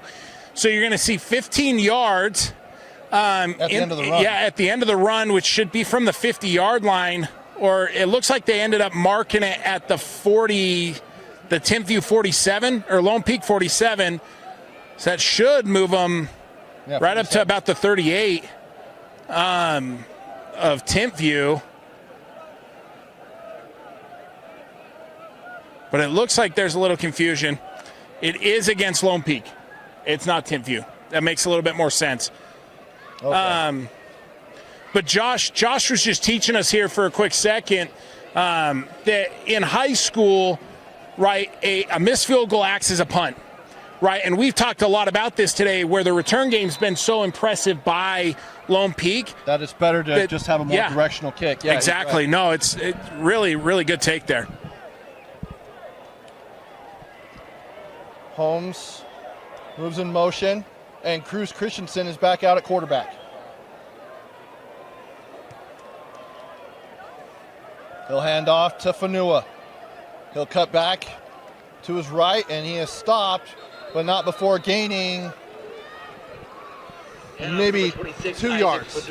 Yeah, I love the side-to-side play here by Timpview. Lone Peak's trying to get a lead blocker, and Ledger Holmes, who's a feisty football player, right? And Timpview is able to just kind of settle the edge and lets their backside defenders come flowing up on the back there. They do a great job at getting to Fanua there for a quick gain of only 2 yards. 2nd and 8 at their own 34-yard line. Christensen, single back. Play action. He'll fire out to Pula, and he catches it with both feet inbounds, and he is marked out at the 43. What a catch. Yeah, I love Cruz Christensen's composure as he drops back, right? He fully knows exactly what he wants to do on each play, right? He's very decisive, and he's really accurate. You've seen that over the past 3 drives that he's been in. He drops right back, hits Kenan Pula on the out route, and just places it in a perfect spot where only Pula can get to it. If you want to do comparison on completions, Kepa is 4 for 11, and Cruz is 4 for 7.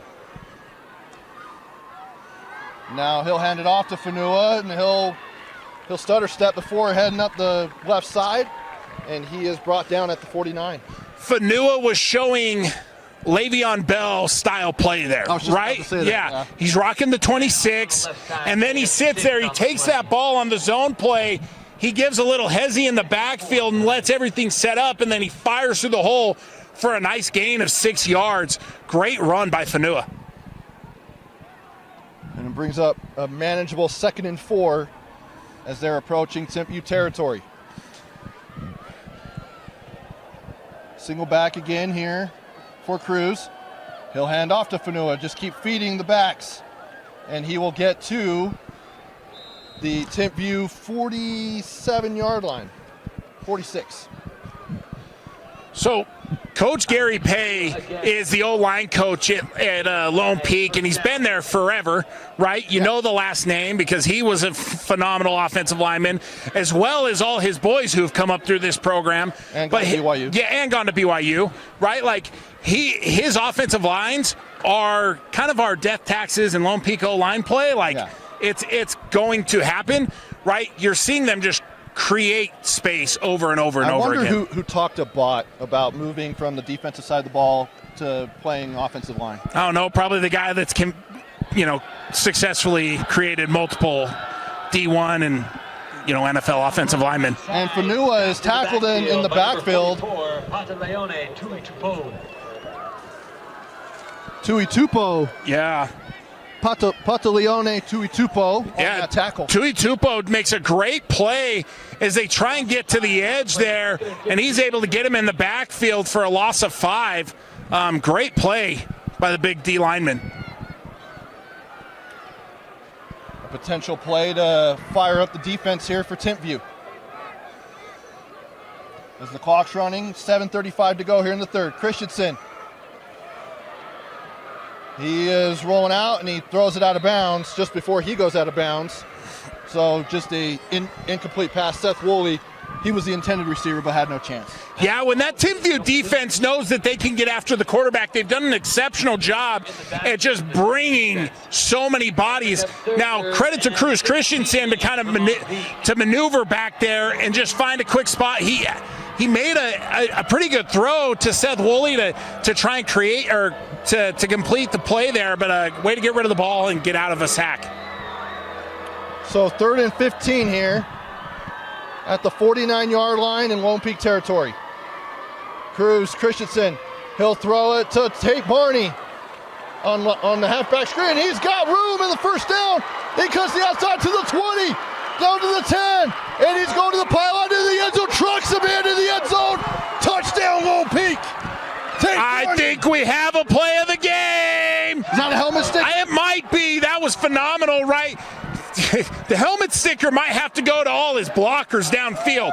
They just created an absolute wall. Tate Barney just danced behind all 5 of his offensive linemen as they picked up guy after guy. And then Tate Barney says, well, I can take care of it. Looking like Cam Scattaboo back there, just running over dudes into the end zone. Great play. They look like they're going for 2, Trevor. And I'm just going to throw this up here. And I'm going to make the executive decision. That's going to be our helmet sticker. That's fair. It is. Brought to you by Tab Bank. It's the best play we've seen all night. Phenomenal play. So give Tate Barney a helmet sticker. And I'll tell you about Tab Bank after the 2-point conversion. As they go in the I formation, now there's a flag, and the play clock is at 0. About a timeout called. Hate to use a timeout. Yeah. On a 2-point conversion. First charge timeout. But I'll tell you, our helmet sticker, which is going to Tate Barney, is brought to you by Tab Bank, home of the Tab Spend Rewards checking account with 3.5% annual percentage yield on your account balance and 1% cash back on eligible purchases. But great rewards are just the beginning. Convenient online and mobile banking with no hidden or complex qualification requirements, no minimum opening balance, and no account fees. It's a big deal. Member FDIC. So, yeah, it's tough. Yeah. To have to call a timeout on a 2-point conversion, but it's better to do it when you're up 28-3. Yeah, I mean, it's one of those situations where you have the luxury of being able to get yourself settled in a game like this. One thing I think we just have to point out, Cruz Christensen has come into this game, and Lone Peak's offense has exploded. I'll tell you what, though. The future here for Lone Peak is bright. I mean, they have a lot of underclassmen that are good, that are showing promise already. But not only that, Cruz Christensen is going to be the guy next year. Yeah. Keppa, and if something happens to Keppa, knock on wood, well, hopefully nothing does, they're in good shape at quarterback. Yeah, it's kind of... As that is underthrown on that 2-point conversion, so it's no good on that. I'm sure nobody in Alpine is going to appreciate this comparison, but what it kind of reminds me of is Corner Canyon with Helaman Kasuga last year. Mm-hmm. They had a great backup in Bronson Evans, who then was able to come in and continue to do what they do. Yeah. Right? Lone Peak's in that similar situation where they've got a phenomenal D1 starting quarterback in Keppa, and then they've got a great backup in Cruz Christensen. It's a luxury that many schools don't have. It's hard to have one good starting quarterback. To have two is just an absolute.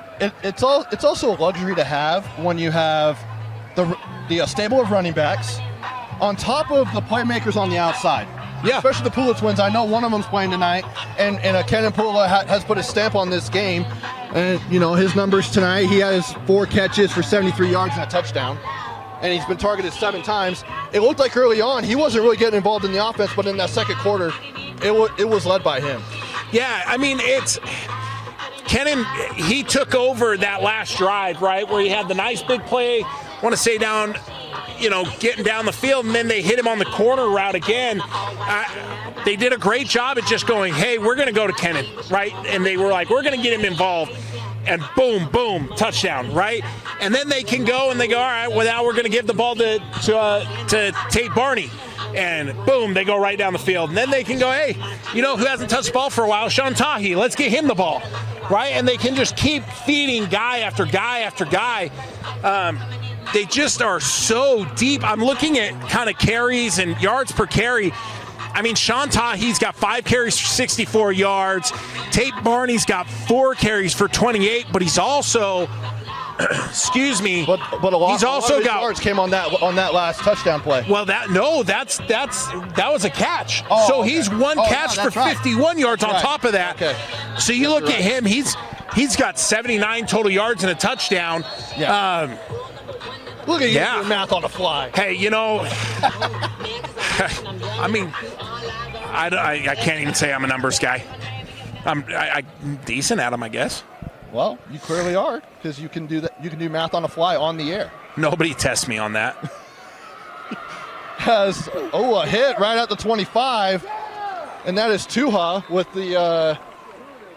the kick return. That was nice, but also a pretty hard hit. Really good return, right? Get to the 25, and then Tavita Mwanga says, you're done. And just lights him up, spins him to the ground. We've said this a lot, but one of the things that sticks out watching Lone Peak, physicality. They don't mess around.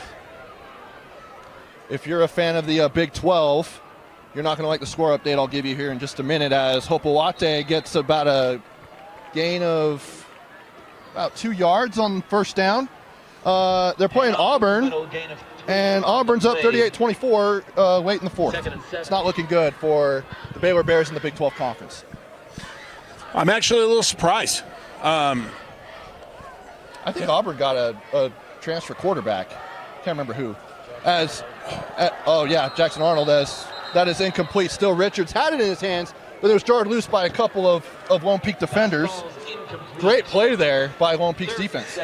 Such a good throw by Dennis Tuaone there. Yeah. Right? Just threads the needle between two defenders and then just isn't able to finish the catch. That's a tough one. Great defense. Tuaone. He's got Richards once again. This time he holds on to it, and he'll get to the 37-yard line, and that'll be a first down for Timpview. I love the faith that he has to go back to Steele Richards. You can tell that that's a guy that he's really comfortable getting the ball to. Throws a great ball to him, drops it, goes right back to him for the first down. Now Tuaone rolls out to his right, trying to make a play, and he looks downfield, and he just throws it away. Good, smart play by the young sophomore. Yeah, you got it. Right? Get out of play and get rid of the ball. And great play.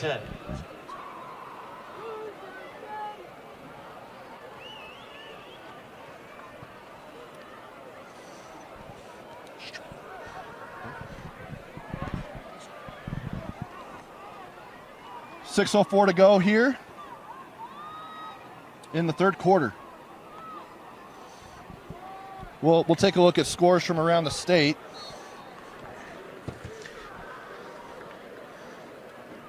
Sa Tanavasa and who was the other one there? Tag Zundel. Both of them just came flying through and absolutely creating havoc in the backfield there. Long third down. 3rd and 11 to be exact at the 36.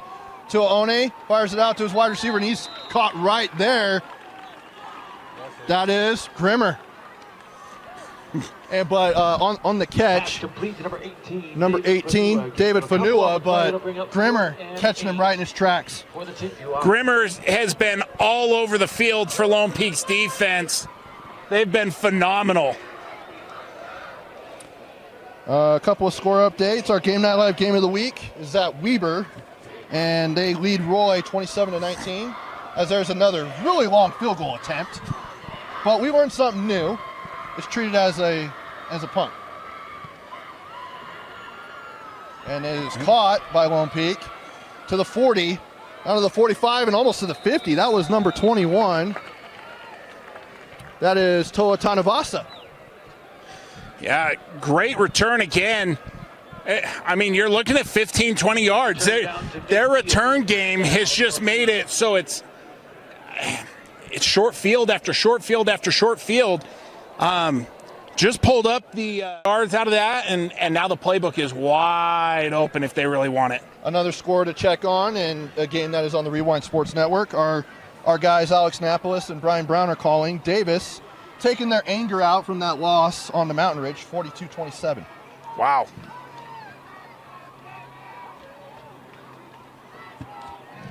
And Syracuse, how about this? I'll tell you that here in just a minute, as Sean Tahi coming in, and he about broke loose on that. Sean Tahi is having himself a night in limited action. Yeah, he's been phenomenal. I want to just shout out the offensive line here. They're running an inside zone to the right side here.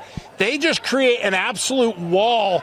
Sean Tahi is so patient. He reads his run keys, sees the backside crease open up, and you just see him launch through for a nice 8 to 10 yards there.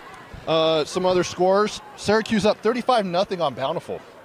Syracuse have off to a good start. Ridgeline shut out Brighton 41-0. As Cruz Christensen finds Pula, and he is grabbed, and there, a late flag. I thought it wasn't going to come, but and the Lone Peak coaches that are up here with us were hoping so, and it did. A pretty blatant pass interference. Yeah, it looked like he had him grabbed by the hands, and Pula was trying to pull through it and get around it, and yeah, it was pretty blatant. So that'll move the Knights up the field, and they will spot the ball at the. Oh, and then over our rewind game of the week, Ooh, American Fork West. West is down by 6 with 3.5 to go in that one. Dane Stewart and Jeff Hansen on the call for that one. Just stay here. We'll keep you guys entertained and keep you up with scores. As Christensen pitches it out to Tahi. He's holding the ball like a quarterback with just one hand, and he gets a favorable push there. Toss out to the right side. You know what that reminded me of? What? Mike Vick. You remember when Mike Vick used to hold the ball and just go screaming around the field, just gripping it with one hand? Yep. It's every coach's nightmare to watch their guy run the ball with Especially like that. a running back. Yeah. It's always high and tight, man. Yeah, there's a lot of confidence when you hold the ball like that. Let's put it that way. You know what you can do. It's also terrifying. I don't have big enough hands for that. No, I just never was allowed to run with the ball, period.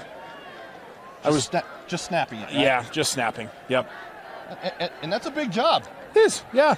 As It's a fun one. gets it again, and he hops over his offensive lineman.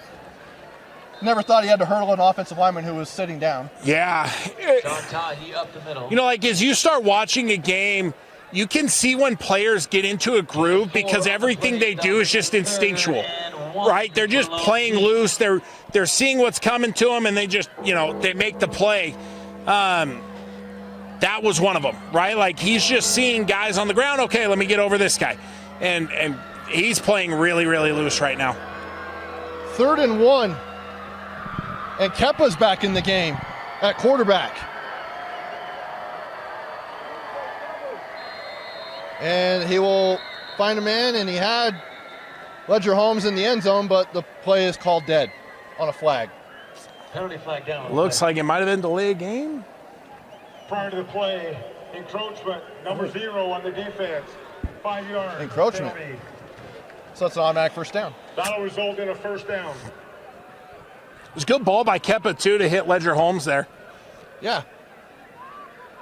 You can still tell he's still trying to find his footing. He's a little amped. Had to sit out the first 2 games because of what happened in the state championship game last year. 2-game suspension. The hard thing is, right, like I probably had unfair expectations for him coming into this game.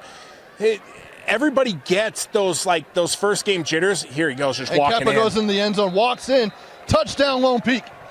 Yeah, I love that. It's just a power read game there, right, where they're going to pull the power, they're going to read that front side end, and he's just going to read and see where he fits in. But I want to go back to that because Kepa's a phenomenal quarterback. Like, he just makes play after play.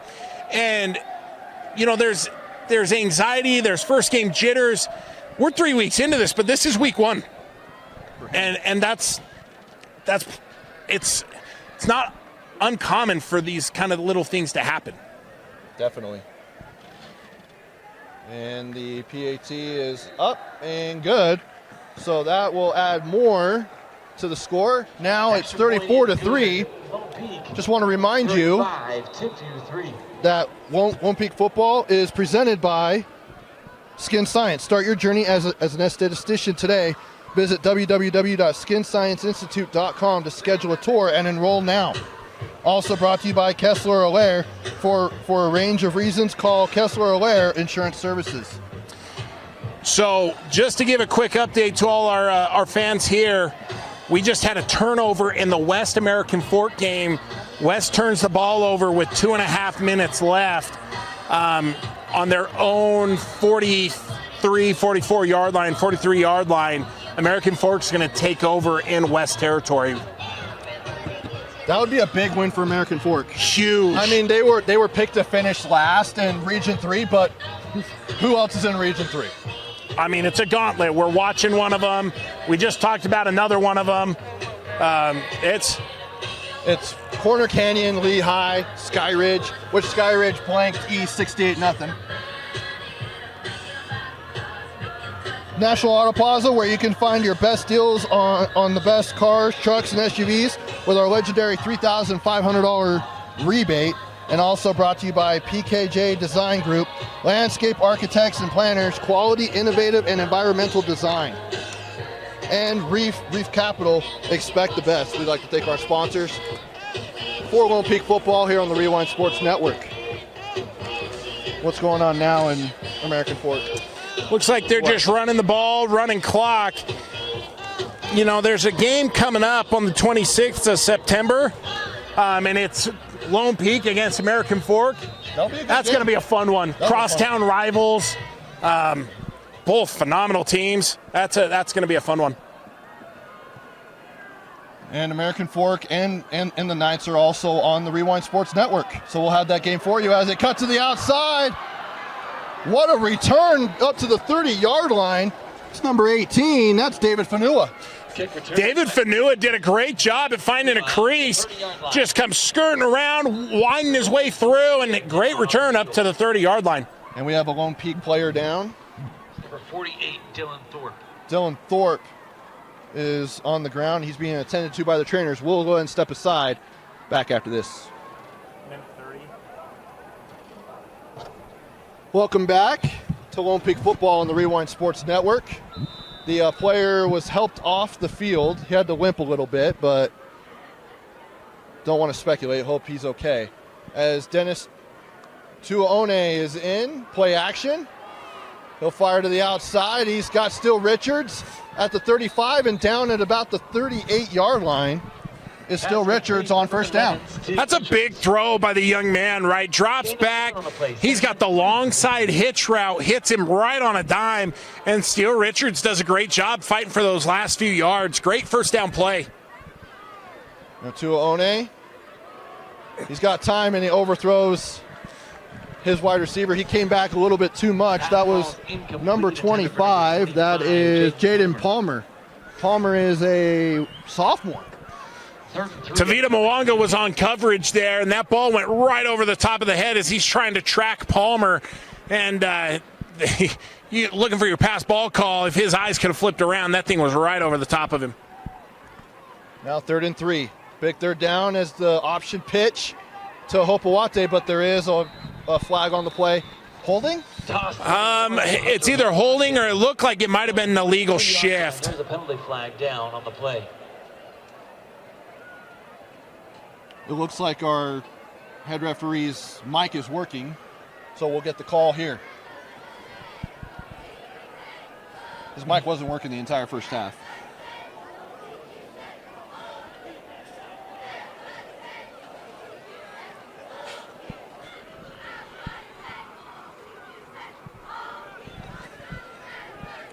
And looks like he's putting the flag away. No? Maybe? There's a lot of hand signals going on down there, but nothing that's actually telling us what's going on. Yeah, we need to, let's figure this out. Little mimery.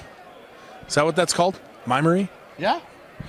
Okay. I mean, it's them thinking that they're in like an imaginary box. Yeah. Or invisible box. Illegal procedure on the offense. Yeah. You're right. 3-man were not set for a second. 5-yard You ever been a ref? No. Replay 3rd down. Don't want Actually, I have. Yeah? Yeah. In the league? No, I did baseball. I umpired. Oh. And then I did basketball. Yeah, I did that too. Basketball. I had a former Ute great yell at me once when I was reffing basketball in college. You gonna tell me on the air or off the air? Definitely off the air. Yeah.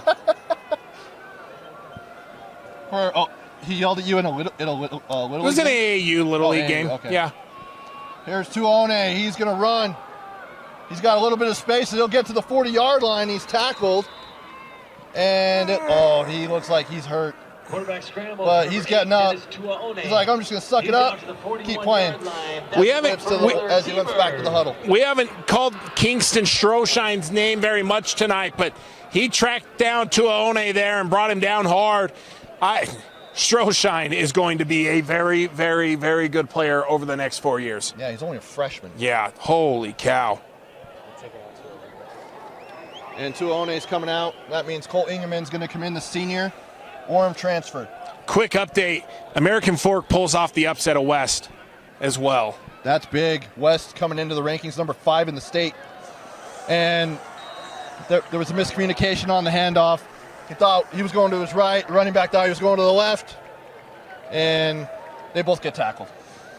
Yeah, that's they were flying into the backfield. That looked like it was number 22, Cooper Stosic, the senior linebacker. just comes flying through, On the play, and there was no chance for Hopoate to get anywhere on that one. By the way, we are able to confirm these lids for Lone Peak, rolled them out this year. Yeah, I mean, they look First game that they're also playing. brand spanking new. And that one is caught by Still Richards to the 35-yard line, and they're going to mark him at the 37. Number 11, Stu Richards. So a gain of 1. Yeah, Steele Richards has been targeted 11 times today. I mean, you can tell that is a comfort place. He's like, hey, who's my guy, Steele Richards?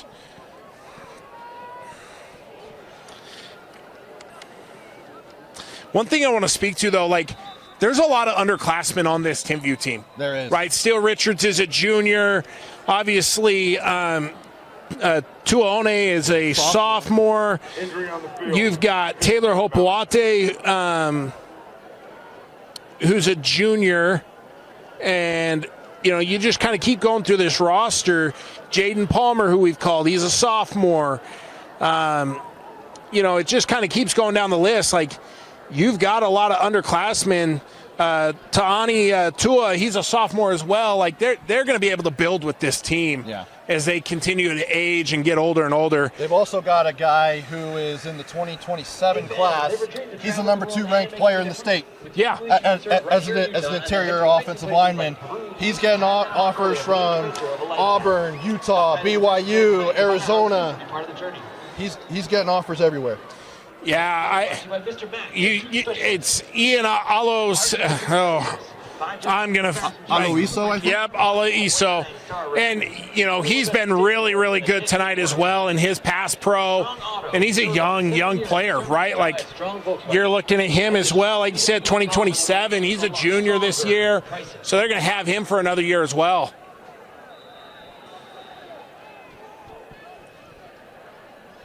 I know it's not the days of Britton Covey, but Timpview football is just going through some growing pains, especially with the new coaching staff. And that's the end of the quarter. We will take a break, be back with the final 12 minutes after this here on KSLSports.com and the Rewind Sports Network. I'm Austin Strong, CEO of Tab Bank. As a former high school athlete in the state of Utah, I recognize how big of a role high school sports can play in developing student athletes' lives, even outside of the sports they play. For me, high school sports taught me how to work as a team, how to lead through adversity, how to share success, and how to face all challenges. While I didn't become a professional athlete, it was these skills that gave me a head start in life after my high school career was over. That's why Tab Bank is proud to sponsor KSL Sports Rewind's mission to highlight and promote student athletes and the communities in which they play. As a proud Bonneville Laker, I know the importance of the role a community plays in the success of a team, and I wanted to create a banking environment that gave our customers that Friday Night Lights feeling of community and togetherness. Our goal is to provide you a premium banking experience that will help aid you to accomplish any goal that you have in your life. We believe that whether you are a heavy favorite or the battle-tested underdog, Tab Bank can provide you a winning game plan for any of your financial needs.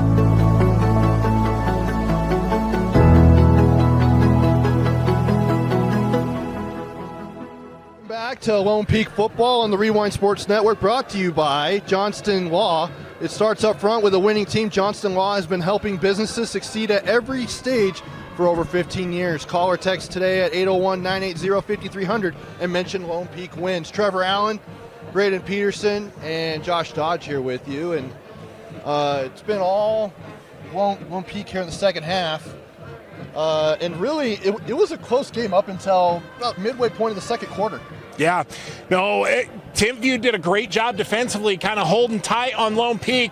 The offense really has struggled to get anything going and keep them in this. And then, frankly, Cruz Christensen came into the football game, and Lone Peak's offense exploded. Like, they've played really, really well since he has stepped into the game. We do have stats tonight. So just to kind of let you know how big of a difference it is. Total yards, 333 for Lone Peak, 80 for Timpview. But if you look at the play, how many total plays?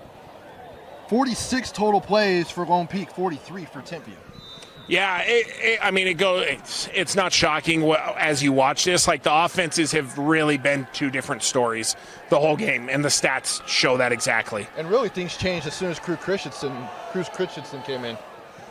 And Wilkerson, the intended receiver, and that's an incomplete pass, and there's a flag on the play. Ball's incomplete. There is a penalty More flag laundry, down on the play.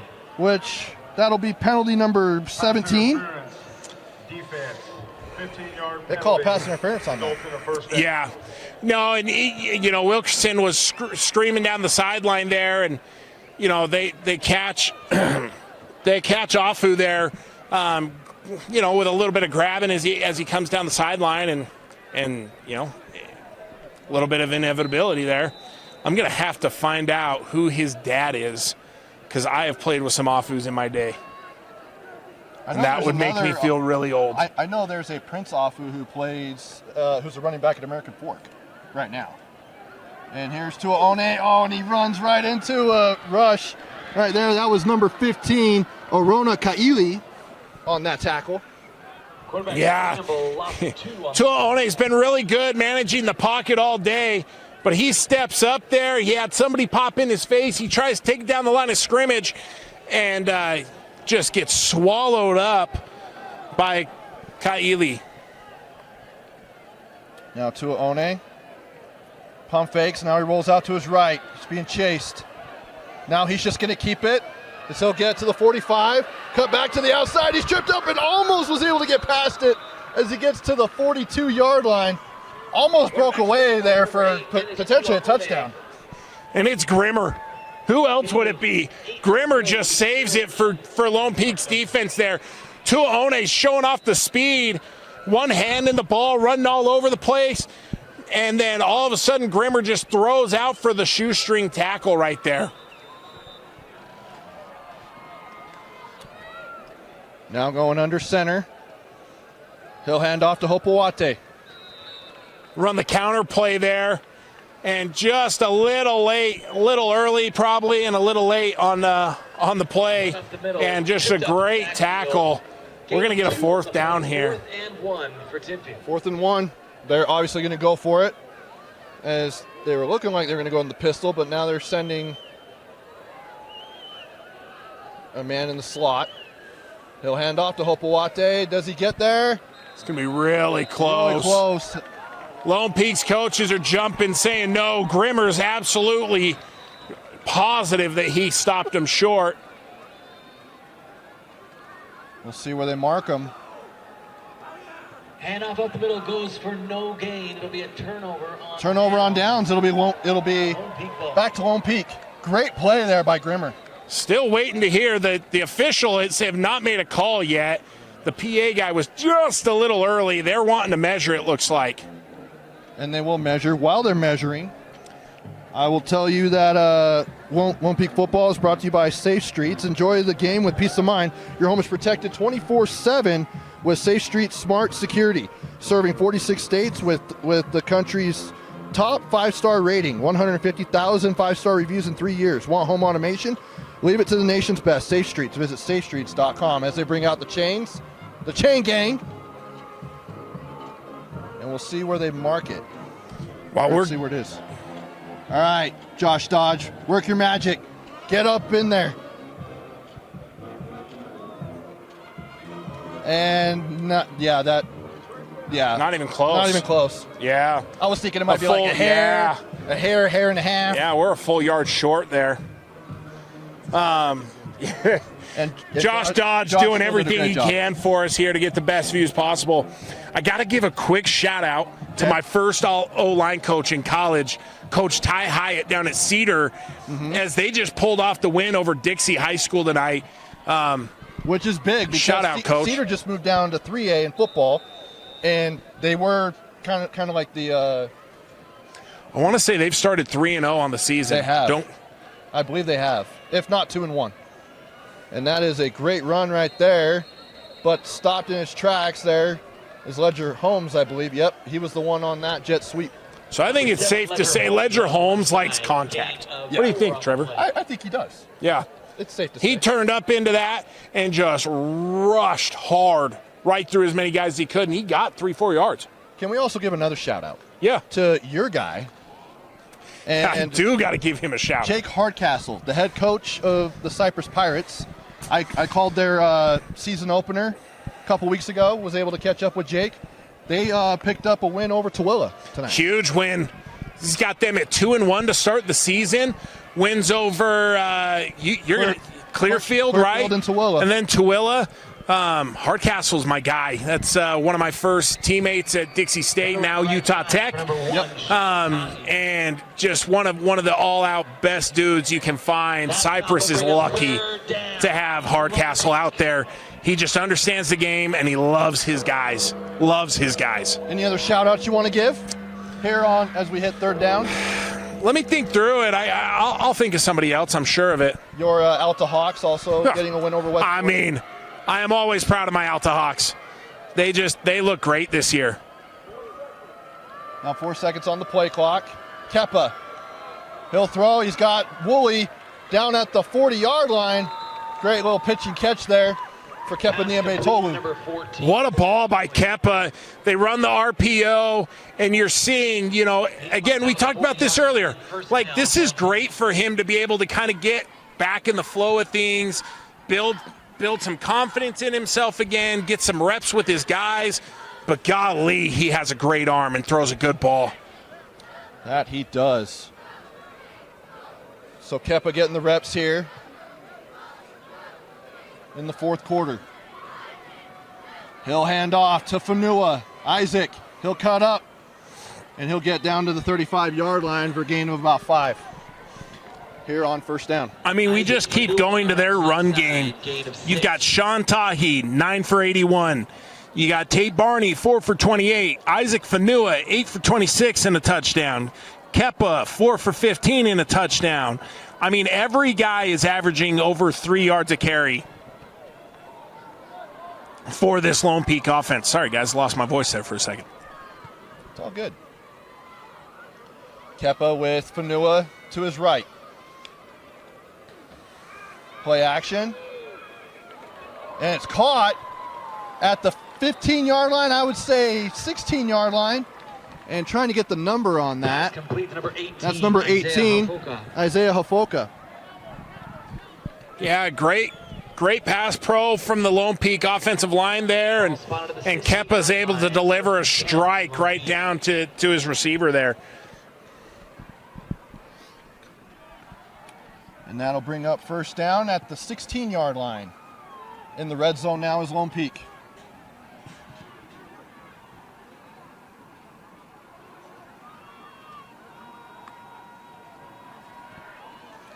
And on the read option, they're going to give it to Tate Barney. He's going to bulldoze his way down to the 5-yard line. And Tate Barney just picking up where he left off. Yeah, great run. They've gone to this, from what it looks like up here, they've gone to this power read game here with Kepa in the game. And it's a huge advantage for them because they can get, almost called him Mini Scatterby, they get Tate Barney just cruising across, and they've just got a dual option there with Kepa as well. So first and goal for Kepa. On the read option, he's going to keep it, and he'll get down to the 5. And he'll gain, it looks like no gain. But something I want to point out on our stats, yards per play, 7.6 yards per play for Lone Peak, 1.9 for Timpview. And yards per completion, passing, 18.3 for Lone Peak. That's a very effective offense. Yeah, Lone Peak's offense has gotten... And then also 6 yards per carry on the ground. Yeah. Which you end up saying 4 is kind of the sweet spot. Yeah. But if you can get 6... As an O-line coach, 6 yards a carry is like a dream. You're like, hey, feed them. Just let my guys go to work. Now they're in the I formation is Kepa. Now he'll roll out, he'll look. He's got Tate Barney into the end zone for a touchdown. Tate Barney's second time finding pay dirt on the night. Great play by Kepa there. They go to the play action. They let him boot out a little bit, and he was quick to his decision. He had Tate Barney just screaming right along the edge of the goal line there, hits him right in stride, and he's able to turn that right up into the end zone. Great play by the Lone Peak Knights. Now, you did ask me if I had one more shout-out, and I do. Okay. My final one, Copper Hills over Hunter today, 43-14. Okay. They got a new head coach over there, Darius Matthews, one of my old teammates as well down at Dixie State, now Utah Tech.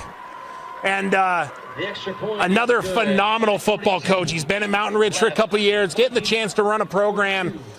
Copper Hills can be a sleeping giant. You get a guy like Coach Matthews in, that's just another place where you get your kids and you can home grow it. He's got a great potential to really build that program. He's a phenomenal coach. They're lucky to have him as well. We'll take a break. Be back after this here on the Rewind Sports Network. RC Willie. Welcome back Robert J. DeBrine, Utah's to Timpview High School for Lone Peak football, brought to you by G2G Protein Bar. Fresh, healthy, and delicious. When you eat one, you'll know. University of Utah. Let me tell you, they are good too. I hate that you have to look at me like that. Like, you're going to comment about these? Like, yeah, absolutely I am. They're delicious. I just wasn't sure if you've ever tried. They're so good. My favorite one is like the oatmeal cookie. Oh my gosh, it's like oatmeal raisin. Look, dude, you can't be talking about food, like going in depth when I'm hungry. I'm sorry. You can't do that in like fourth quarter of games. You got to learn that about me. Well, if we're going to be doing games together, you can't be doing that. Because I get hungry when we get in the fourth quarter. Can we get somebody to like sponsor it and give us food? Well, you work on that, man. You're the one that has peeps. I don't think anybody wants to give me free food because they know I'll pay for my food. Well, you know what I mean? Yeah, I know what you mean. Also brought to you by doTERRA. They are a proud sponsor of Lone Peak football. doTERRA's products help athletes around the world maintain the highest level of health and wellness. Learn more about how you can up your health and wellness game at doTERRA.com. As looks like Tua One is back in, yep. And goes to Wilkerson on the jet sweep. And really going nowhere. Yeah, Lone Peak does a great job at kind of filling each of the lanes that Timpview is trying to find there. You know, as you run those jet sweeps, those outside zones, the whole goal, right, is to stretch the defense just enough to find a run fit that opens up, right? And they did a great job at just continuing to push Wilkerson to the sideline. There was really never anywhere for him to go. Our game also brought to you by Tiny Hero, a Utah nonprofit giving families hope and help when their baby is born with CDH. They provide support, grants, and a community standing with them every step of the way. Visit tinyhero.org to learn more. And by Stroformance is a science-based speed and performance training system using state-of-the-art technology and data to train thousands of athletes, and is a proud sponsor of Lone Peak football. Good, I'm done.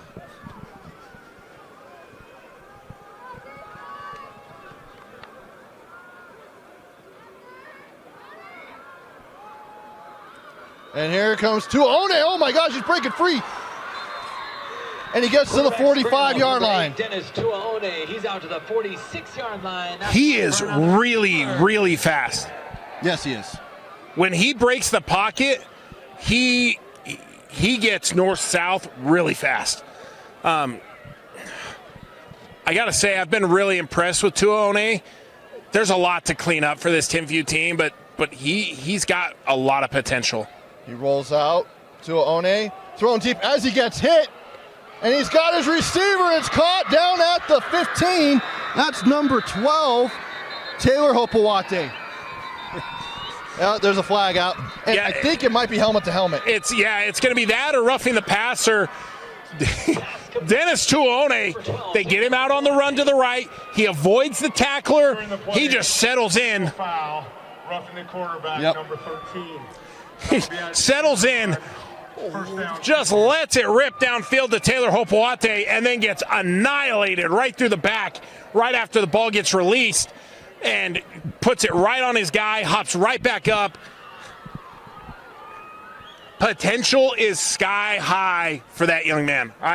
So impressive. And, you know, it's still good reps. I know like the game's out of reach, and, you know, the Knights probably have some of their 2s and 3s in, but this is good confidence for him, as now Tua gets into the end zone. Touchdown for Timpview.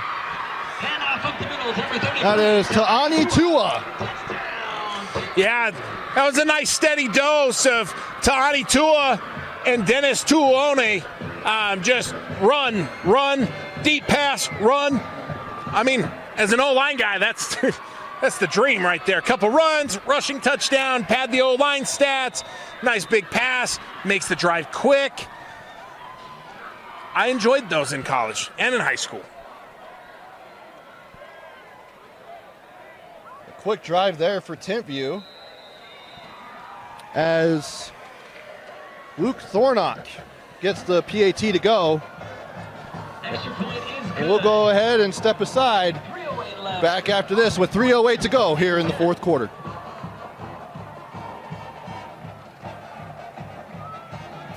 At Skin Science Institute, we offer top-tier educational experience in aesthetics, including the finest facility, the most comprehensive curriculum, and a team of highly experienced professionals. We take pride in our fun and exciting culture to give our students a positive learning environment while training on the best machinery the industry has to offer.